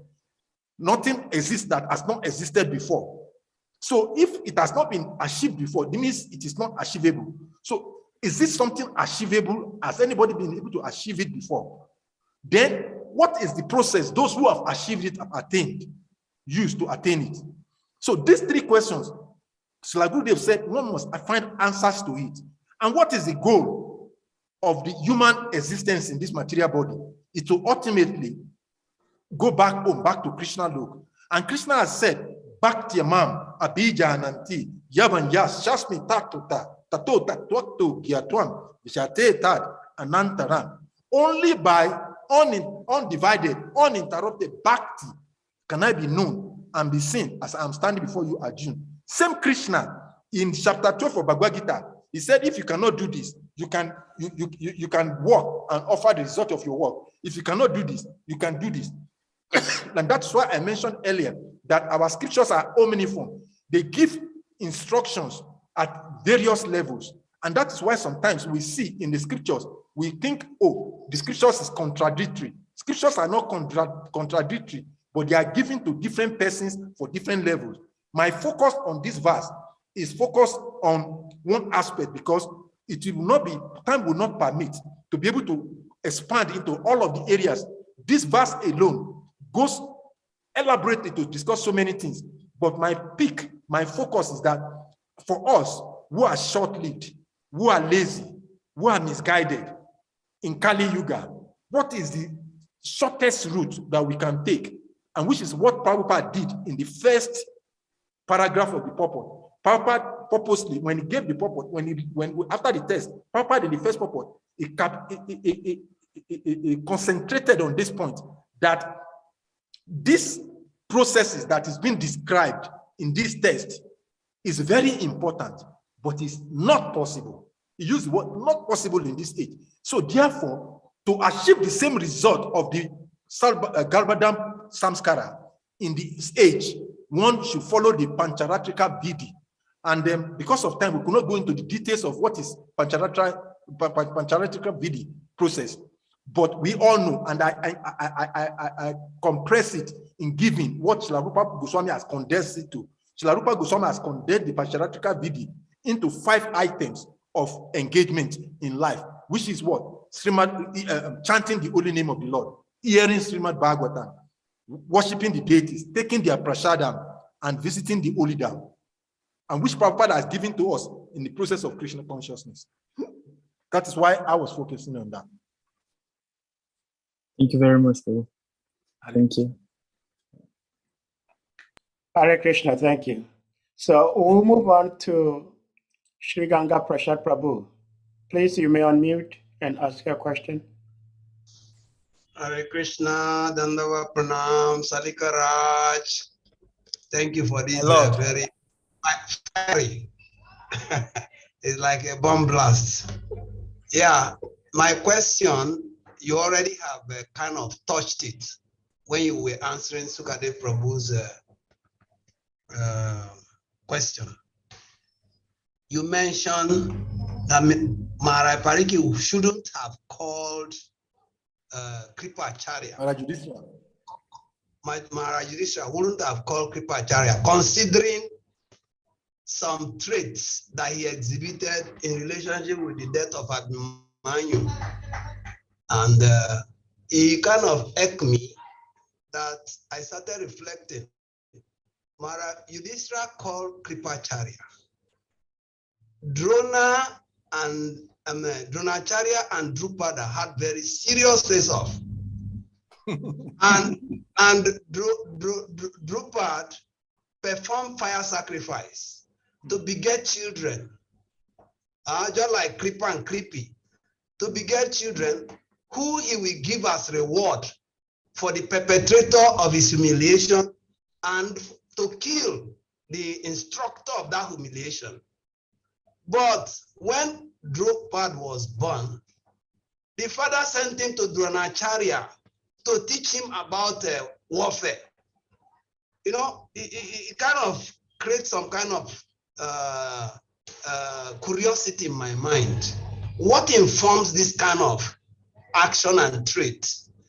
If Yudhishthira knows that this person killed his son and is still engaging in very, very laudable service, and Dronacharya, knowing that Drupad invoked this son to kill him, and he sent him to learn archery or weaponry from him.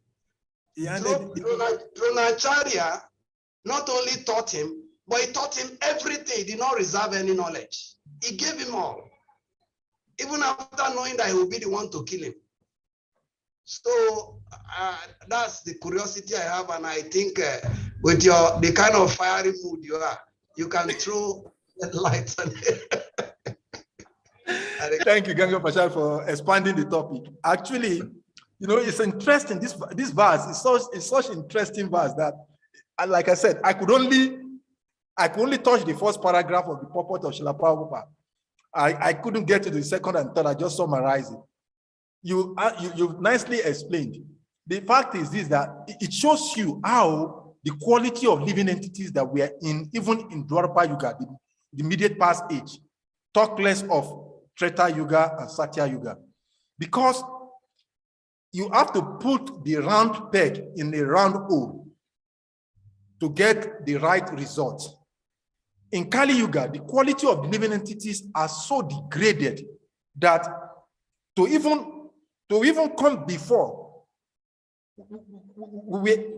let us look at Maharaj Janak had to perform sacrifice, and the king, an emperor of his caliber, he has to till the ground just to do that because of following the process. So the qualification is much, that is another angle of this test that I couldn't even get into at all. In this test, it is emphasizing the quality that it takes. And that is why I went. If you remember that verse I quoted when I started the lecture, I quoted this 1 Canto chapter 7, chapter 2, text number 17. I quoted that statement when we say that the Lord Krishna, the Supreme Personality of Godhead, who is the Paramatma Super Soul in everyone's heart, and the benefactor of the truthful devotee. It emphasizes quality. Then he went further at the end of that same verse. He went further to say that the efficacy of this, or the potency of this narration is so powerful, so much so that it purifies whoever listening to it. And the dilemma we face each and every other time is that we wonder, why is it that we have been chanting Hare Krishna, Hare Krishna, Hare Krishna, Hare Krishna? I'm seeing one question also in the chat box, chat room about this same thing. The fact is that just by chanting only once Krishna, one behold the presence of the Supreme Personality of God. But we have chanted Krishna billions of times within our 10, 20, 30 years. We have joined the Krishna consciousness movement. So why is it not happening? So it emphasizes on the quality. And that is why this Pancharatric Vidhi process is given, because ordinarily, according to the instruction, the founder Acharya of the 9 processes of Bhakti, Prahlad Maharaj, according to Prahlad Maharaj, the 9 processes of Bhakti, one anger of it alone is enough to take one to Goloka Vrindavan. But the fact is that our acharyas have seen the quality as enumerated by Sutta Goswami. Sunaka Rishi, when he was asking Sutta Goswami to speak, was admitting that the qualities of the living entity. I want you to give us one of the 6 questions of the Goswamis is that what? Give us that which is the most beneficial. Give us one of the most beneficial. Give us the solution that is the most beneficial for all human beings. And purificatory process, even if we find some few individuals who study the samskara process and are able to even perform it to a greater extent, how many individuals will be ready to even follow their regulations? It is said that for one to be able to derive the benefit of samskara, Garbhadan samskara process, the mother and the father will have. We are talking of people who have finished their semen even before they get engaged. Talk less of before they even start marriage. People in these ages, when this samsara, this process are practiced, these are persons who maybe once or twice in their whole life they drop their semen. So the qualification is the emphasis here. In this age, the qualification is not there, and that is what Prabhupada emphasized on. The qualification is not there, and that is why Prabhupada went further detail to explain that point, because Yudhishthira is showing us, and that is why in the end, if you look at the end of the purport, Prabhupada started very much strongly. And when it get to the end, he emphasized that it is important to follow. And that is why I mentioned in the beginning of the lecture that 3 things are important in this lecture we should take away. First is that Prabhupada gave recommendation, what is required for us. With looking at our situation, just like a perfect doctor giving a perfect medication after examining the patient. So Prabhupada knows the patient, the Kali Yuga patient, the condition soul in Kali Yuga. The acharyas, they know. So they gave a recommendation, what is required. And he didn't stop there. He said, in comparison with this, my recommendation, if you don't want to do this, comparing it with the other thing, which is the Vedic process, this is what experience you will get through. And he ended up by saying, we should just simply follow. If we follow the previous acharya, Srila Prabhupada have done it, our spiritual masters have done it. If we follow it, we'll achieve it also. Thank you very much, Prabhu. Yeah, thank you too. I was actually viewing from some angle. Acharya was said to be very knowledgeable. Yudhishthira, they say, is one whose enemy is not yet born. If one's enemy is not born, it means he has no inclination to see that this person is a friend, this person is an enemy.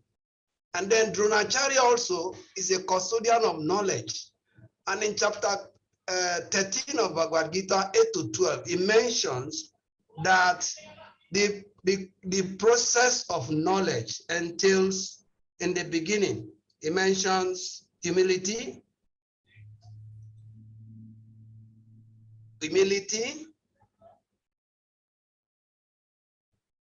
it's a humility, forgiveness, freedom from hypocrisy. So I was trying to view the degree of forgiveness and humility of these personalities, that they were so humble and they were forgiving that they could not see the trait of the injustice or wrong done.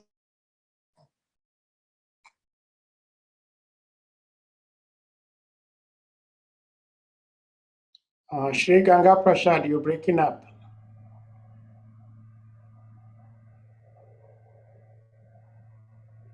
Well, I think Salika Prabhu, you heard him. It's more or less an additional. I think the angle is trying to come about the same thing. He was trying to emphasize the qualities of the persons involved in those activities, the quality of the personalities. And not only that they are forgiving, but because they are knowledgeable. In Kali Yuga, we lack knowledge. And because we lack knowledge, we do not, our decisions are based on sentiments and emotions. That is our qualification in Kali Yuga. And that is why you see that an average person in Kali Yuga take decision based on not the scriptures, but based on hearsays. So, but personalities up to the previous age do not just act because of the external circumstances. They act based on knowledge of the Shastra. Their guiding principle is the scripture. And that is why Prabhupada emphasized in most of his purpose that in this age, the only cure is to study. And that verse, that lecture I quoted in the beginning, but that's what Prabhupada said, that both material and spiritual educational need can be met if one studied the Srimad Bhagavatam. That is the purpose of the Srimad Bhagavatam. And if after studying the Srimad Bhagavatam, we cannot pick the essence, then it's quite a little bit unfortunate. In the chapter 15, text number 19 of the Bhagavad Gita, Lord Krishna says something very interesting. Let me see if I can remember the verse offhand. In Bhagavad Gita chapter, supposed to be chapter 15, text number 19. Lord Krishna told Arjuna something there very interesting. He said that Yomam evam asamudo Janati Purushottaman Sarvavid Bhajati Ma'am Sarva Bhavena Bharata. Whoever knows me as the Supreme Personality of Godhead without doubting is the knower of everything. He therefore engages himself in full devotional service to me, O son of Bharata.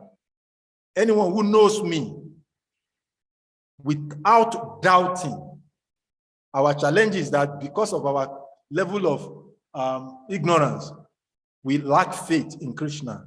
And because we lack faith in Krishna, we are still thinking that maybe if I check my astrological calculations, I'll be able to make adjustments. If I make, if I do this Deva worship, if I do this aspect of the Vedic scriptures, which are important, but for those who have not taken to this part of Krishna consciousness, for one who has taken to this part of Krishna consciousness, for him to get attracted to all of these things, then it is quite a little bit unfortunate. That is my realization. Maybe probably from the background I'm coming from, I've seen it, some part of this aspect, even before coming to and the part of Krishna consciousness. And when I read those scriptural statements that says that for one to come to the platform of Krishna consciousness, one must have performed all ritualistic activities, must have read all of the Vedas, must have gone to all of the holy places. It's not just an ordinary statement. But the challenge is that even in Krishna consciousness, there are some of us who are in the environment of Krishna consciousness who have not joined Krishna consciousness. If we have joined Krishna consciousness, then our experience will be the different situation. Hare Krishna. Hare. It's been very interesting. I just wanted us to refer to one statement here. Let me see.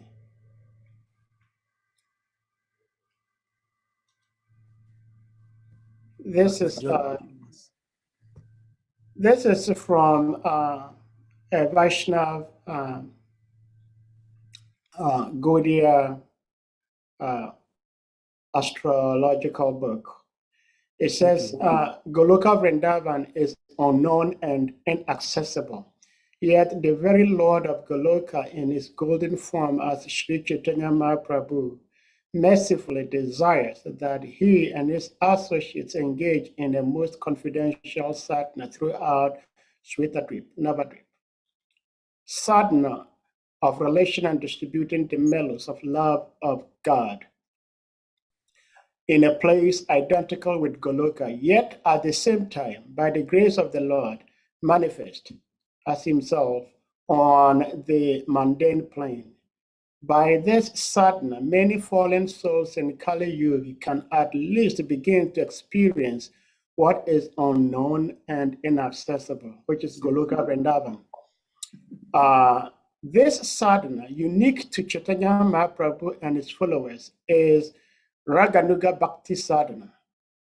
Often Srila Prabhupada identifies it as a Bhagavat Marg, which is distinct from Pancharatra Marg.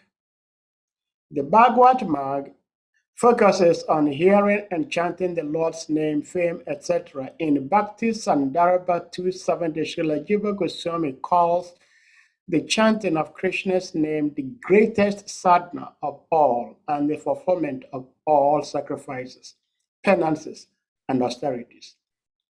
By chanting, one receives ecstatic love of God and complete perfection of life.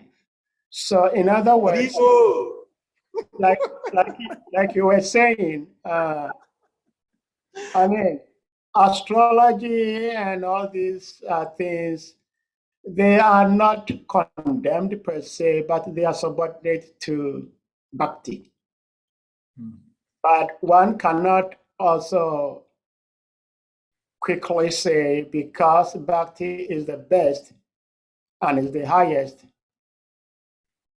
I whimsically ignore these other steps and then just jump into it. If one can jump into it and do it right away, yeah, that's good. But like you said yesterday, I think, yeah, somebody else said yesterday or the day before yesterday, Krishna explains there are 4 classes of men that approach him. So these different classes of men should be satisfied at some point to try and rekindle their faith. Otherwise, they may run away from Krishna. And actually, there is one video, there is no much time I would have played, but there is one video, I have it here, where it talks about 15 amazing temples in the world. And there is one particular temple in India where they have special doors that are locked. You do not see where they seam together. You do not see any padlock. All you see are two giant cobras on one side of the frame of the door and the other side of the frame of the door, but you don't see where they interlock.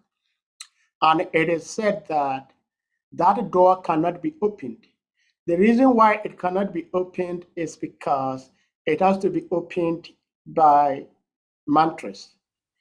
And we do not, in this age, have the qualified, competent priests to chant those mantras to open the door.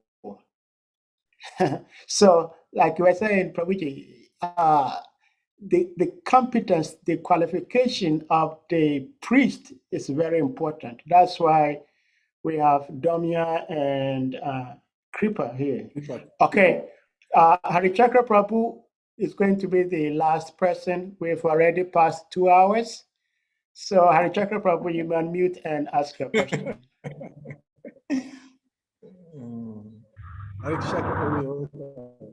Yeah, Hare Krishna. Hare Krishna, Prabhu. Yeah, can you hear me? Yeah, we can hear you. Okay. Yeah, the question I'm asking is somehow like a question, but not a question. Because the answer to that question might push me to ask another question.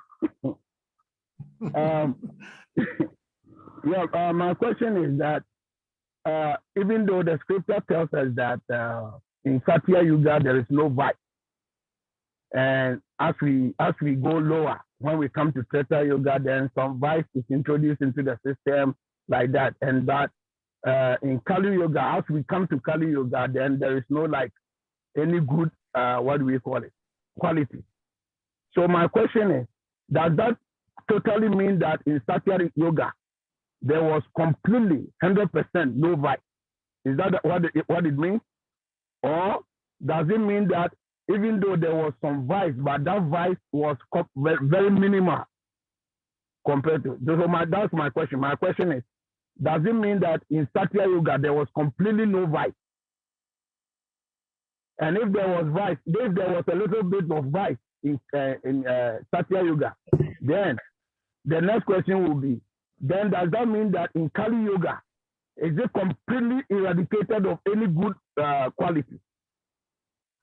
That 100%, there is no quality, 100%, no good quality, 100% in Kali Yoga? Salika, are you getting my question? Yes, Prabhu. Yes, Prabhu. Right. All right, so Prabhu, you may take his question. Okay, thank you very much, Prabhu. In succession, I was just trying to look at some of the statements Prabhupada made in regards to your question in the chapter 8 of Bhagavad Gita. In Satya Yuga, according to the description of Srila Prabhupada, there are no vices.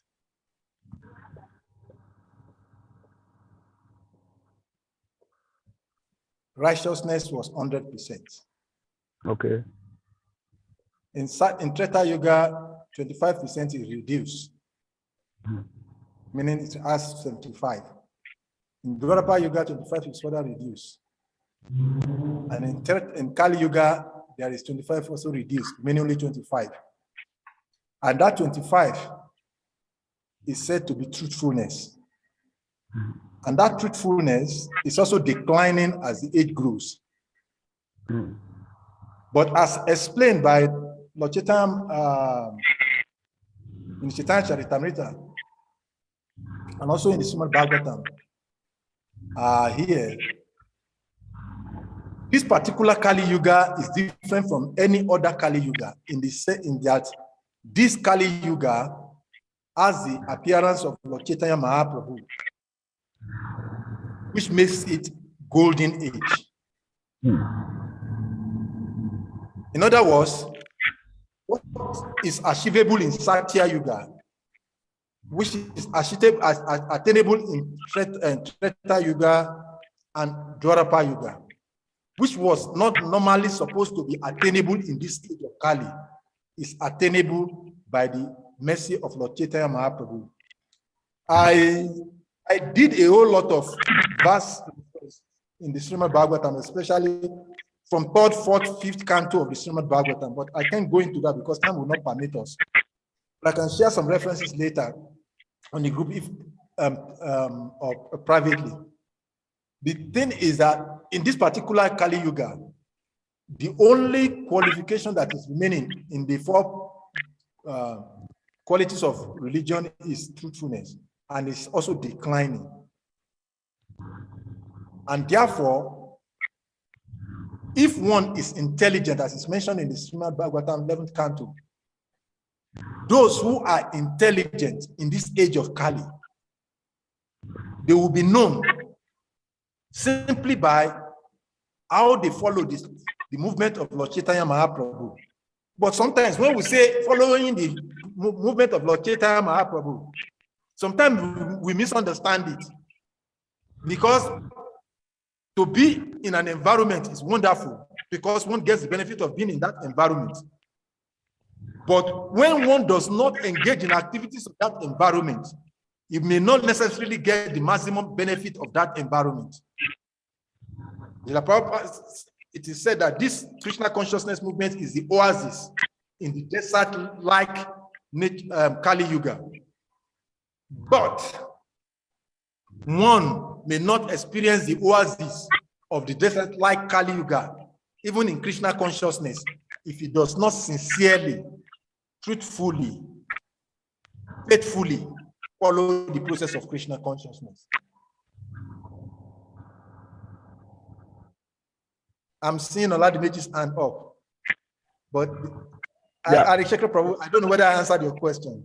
No, you did answer, but what was baffling me is that if there is completely no vice in Satya Yuga, then how come all those powerful demons who were completely opposed to the path of Krishna some appeared in that Yuga, in Satya Yuga? I think Hiranyakashipu, I think that those took place in Satya Yuga. Yeah.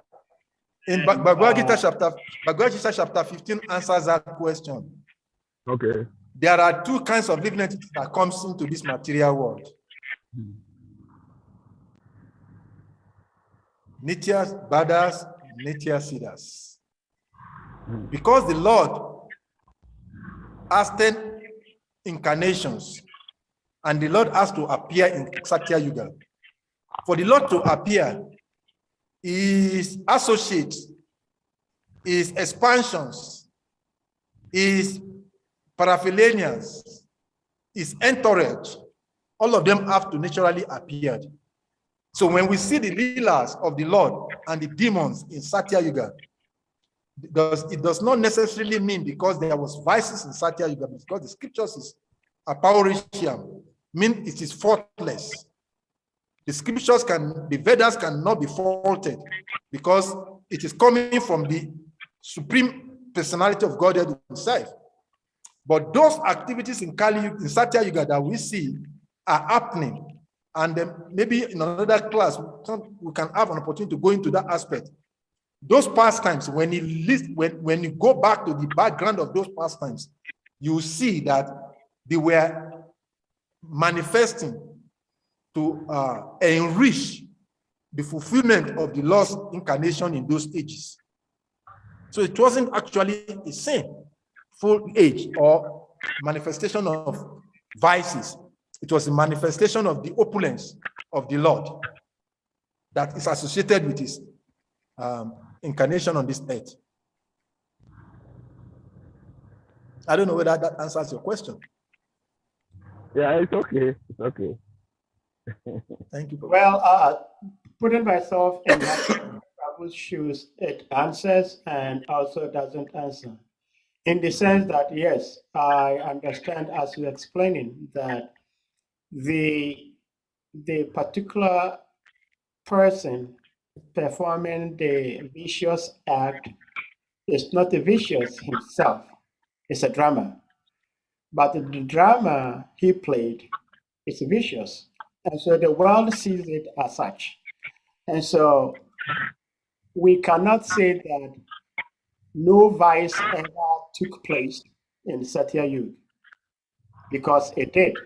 But those who did it were not sinful people per se. It's all drama.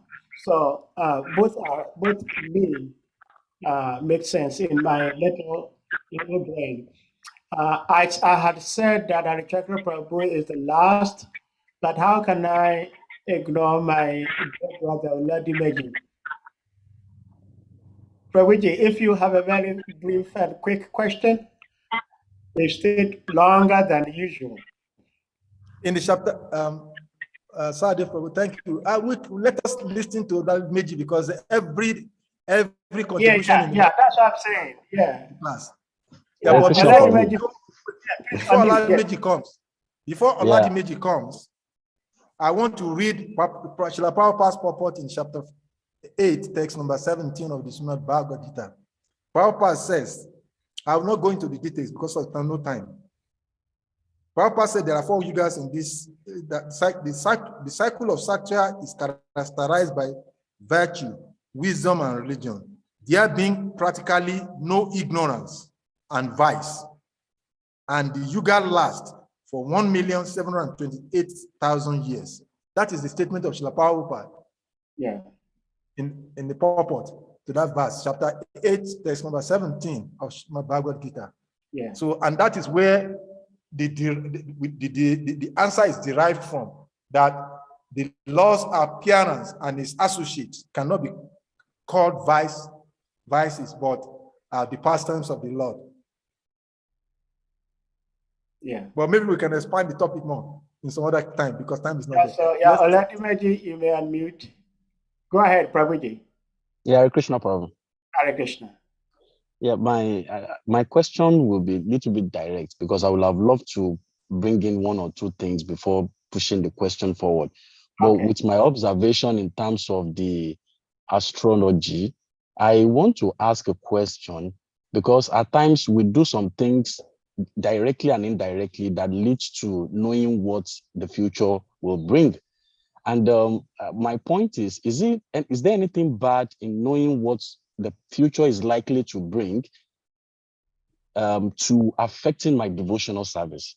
Probably maybe to ask questions about what will be like, which town is better out of these 2, what kind of work I have to work, which one can I take up?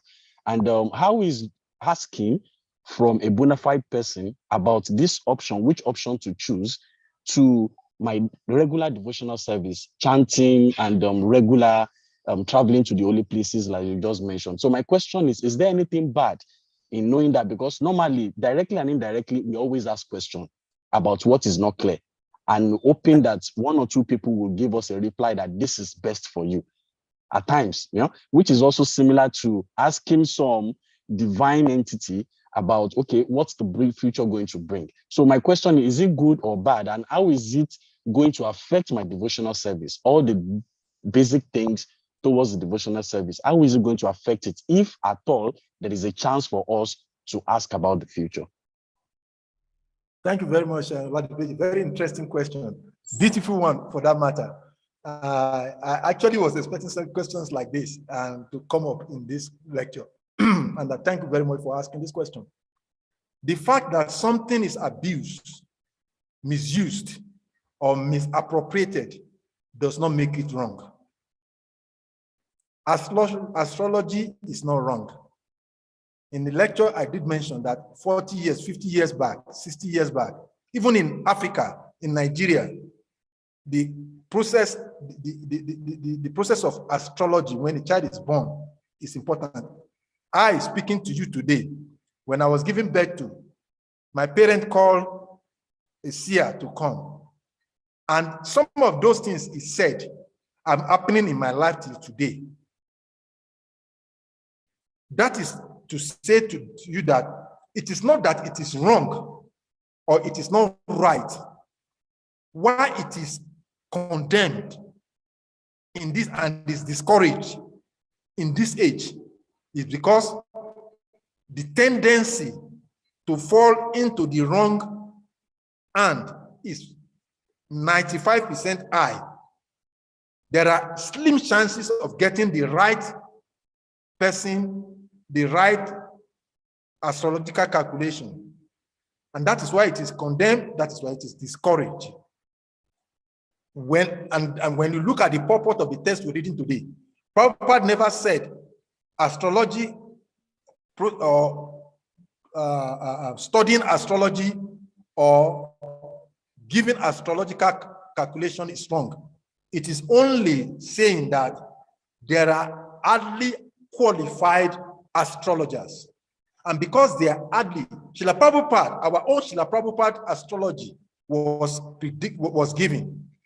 That was not 5,000 years ago. That was just 100 years plus. And I'm saying that Srila Prabhupada is even still far, 18th, 19th century. 50-something years ago, when I was born, less than 60 years ago, my own astrological calculation was done. And when I go back to those things, as I'm talking to you, they are reflecting in my life. So they are not wrong. But if one is able to get a qualified person to calculate, it is wonderful. Srila Prabhupada was directly asked this same question to round up the answer by devotees. Prabhupada said the same thing. It is not wrong, but because of the tendency, he said, Prabhupada said, devotees should not bother themselves. And each and every time, not once, not twice, not thrice, that devotees at different locations in US, in India, ask. There are references to that in the Veda base. Time will not allow us to go to all of that, but there are so many references to that in the Veda base, where Prabhupada directly answered the same question. Devotees should not be carried away by astrological calculation, because the chances are that 99% of such calculations will be wrong. And when it becomes wrong, that is where the problem is. And when the disadvantage of something outweighs the disadvantage, an intelligent person disassociates himself from that activity. It is not wrong. If you can get somebody who is qualified, who can see and who can give, fine and good. Prabhupada, yesterday, was it yesterday somebody was narrating some pastimes of Srila Prabhupada and was mentioning that Srila Prabhupada was asked by this, you are suffering too much, Prabhupada, let's call an astrologer. Prabhupada responded, according to that pastime, that for me, I do not need it. For the devotees, they can do it. Emphasizing the fact that for those who have not come to the platform of Krishna consciousness, yes, it is all right. It is okay. If they could get one, they should follow it through. And for devotees, let me add this here. There are some of our devotees, even in Krishna consciousness, who have been trained, and to a greater extent, their calculation is 60, 70, 75% correct when they give you. There is one devotee in Mayapur. Nobody knows where he has disappeared to for now. But there used to be this devotee. I've forgotten his name now. He did the astrological calculation for me several years back, in my early days in Krishna consciousness. Because everybody is attracted, not just one person. But all of a sudden, nobody knew where that devotee disappeared to. I've forgotten his name now. But he was an astrologer, trained. And even there is one devotee in the Europe now, which is very famous. He does all of this. I'm not saying that one should not try palmistry, astrology, and all of this. It's not bad. But qualified astrologers, qualified palmists are not easily attainable. So if what we want to solve, because the main cross of the whole matter is that the living entities want to take care of their own problems that is facing them in life. And in Bhagavad Gita chapter 9, verse 22, and is it 22? Lord Krishna says that what? that to those who are exclusively devoted to loving me with devotion, I take away that which I preserve what they have, and I provide for what they lack. So if we have faith, if we genuinely truly have faith in Krishna, and I repeat, if we genuinely have faith in Krishna and in Krishna consciousness, for those who are on the path of bhakti, no astrology, no attraction to all of demigod worship, because it will distract you. It will take away the time you could avail yourself in engaging in the real process of bhakti. Because for one who sincerely, genuinely, truthfully follow this path, I'm talking from my personal ignorance of realization. My experience in Krishna consciousness for the last 3 decades has shown me that the best result in my life activities, materially and spiritually, have been achieved more when I take to full Krishna consciousness. Hare Krishna. Hare Krishna. Thank you so much, Sri Salika. And what a beautiful question and answer to end on this particular journey. Today, now this beauty of Krishna consciousness. Salika Prabhu was not the original scheduled speaker, and somehow we're lucky he volunteered to speak, and it's been amazing and wonderful. So thank you very much, Prabhuji, for stepping in and giving us this nectarian information. And thank you all the other devotees also, because we've gone way, way, way past our usual time, and you've been so patient. We thank you also. We see you all again tomorrow. So at this point, we ask the devotees to unmute, and then we chant Hare Krishna to express appreciation to His Grace Salika Prabhu. Jai, Hare Krishna, Hare Krishna, Krishna, Krishna, Hare Hare, Hare Rama, Hare Rama, Rama, Hare Hare. All glories to His Grace Salika Prabhu ki Jai. All devotees. Hare Krishna. Thank you very much, Prabhu. Thank you. Make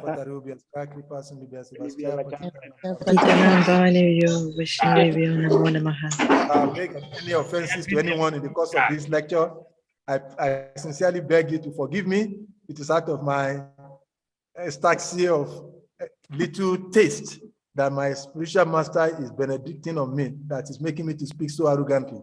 I'm sorry for whatever offenses that might have been committed in the process of trying to speak on behalf of the Vaishnava Paramparam.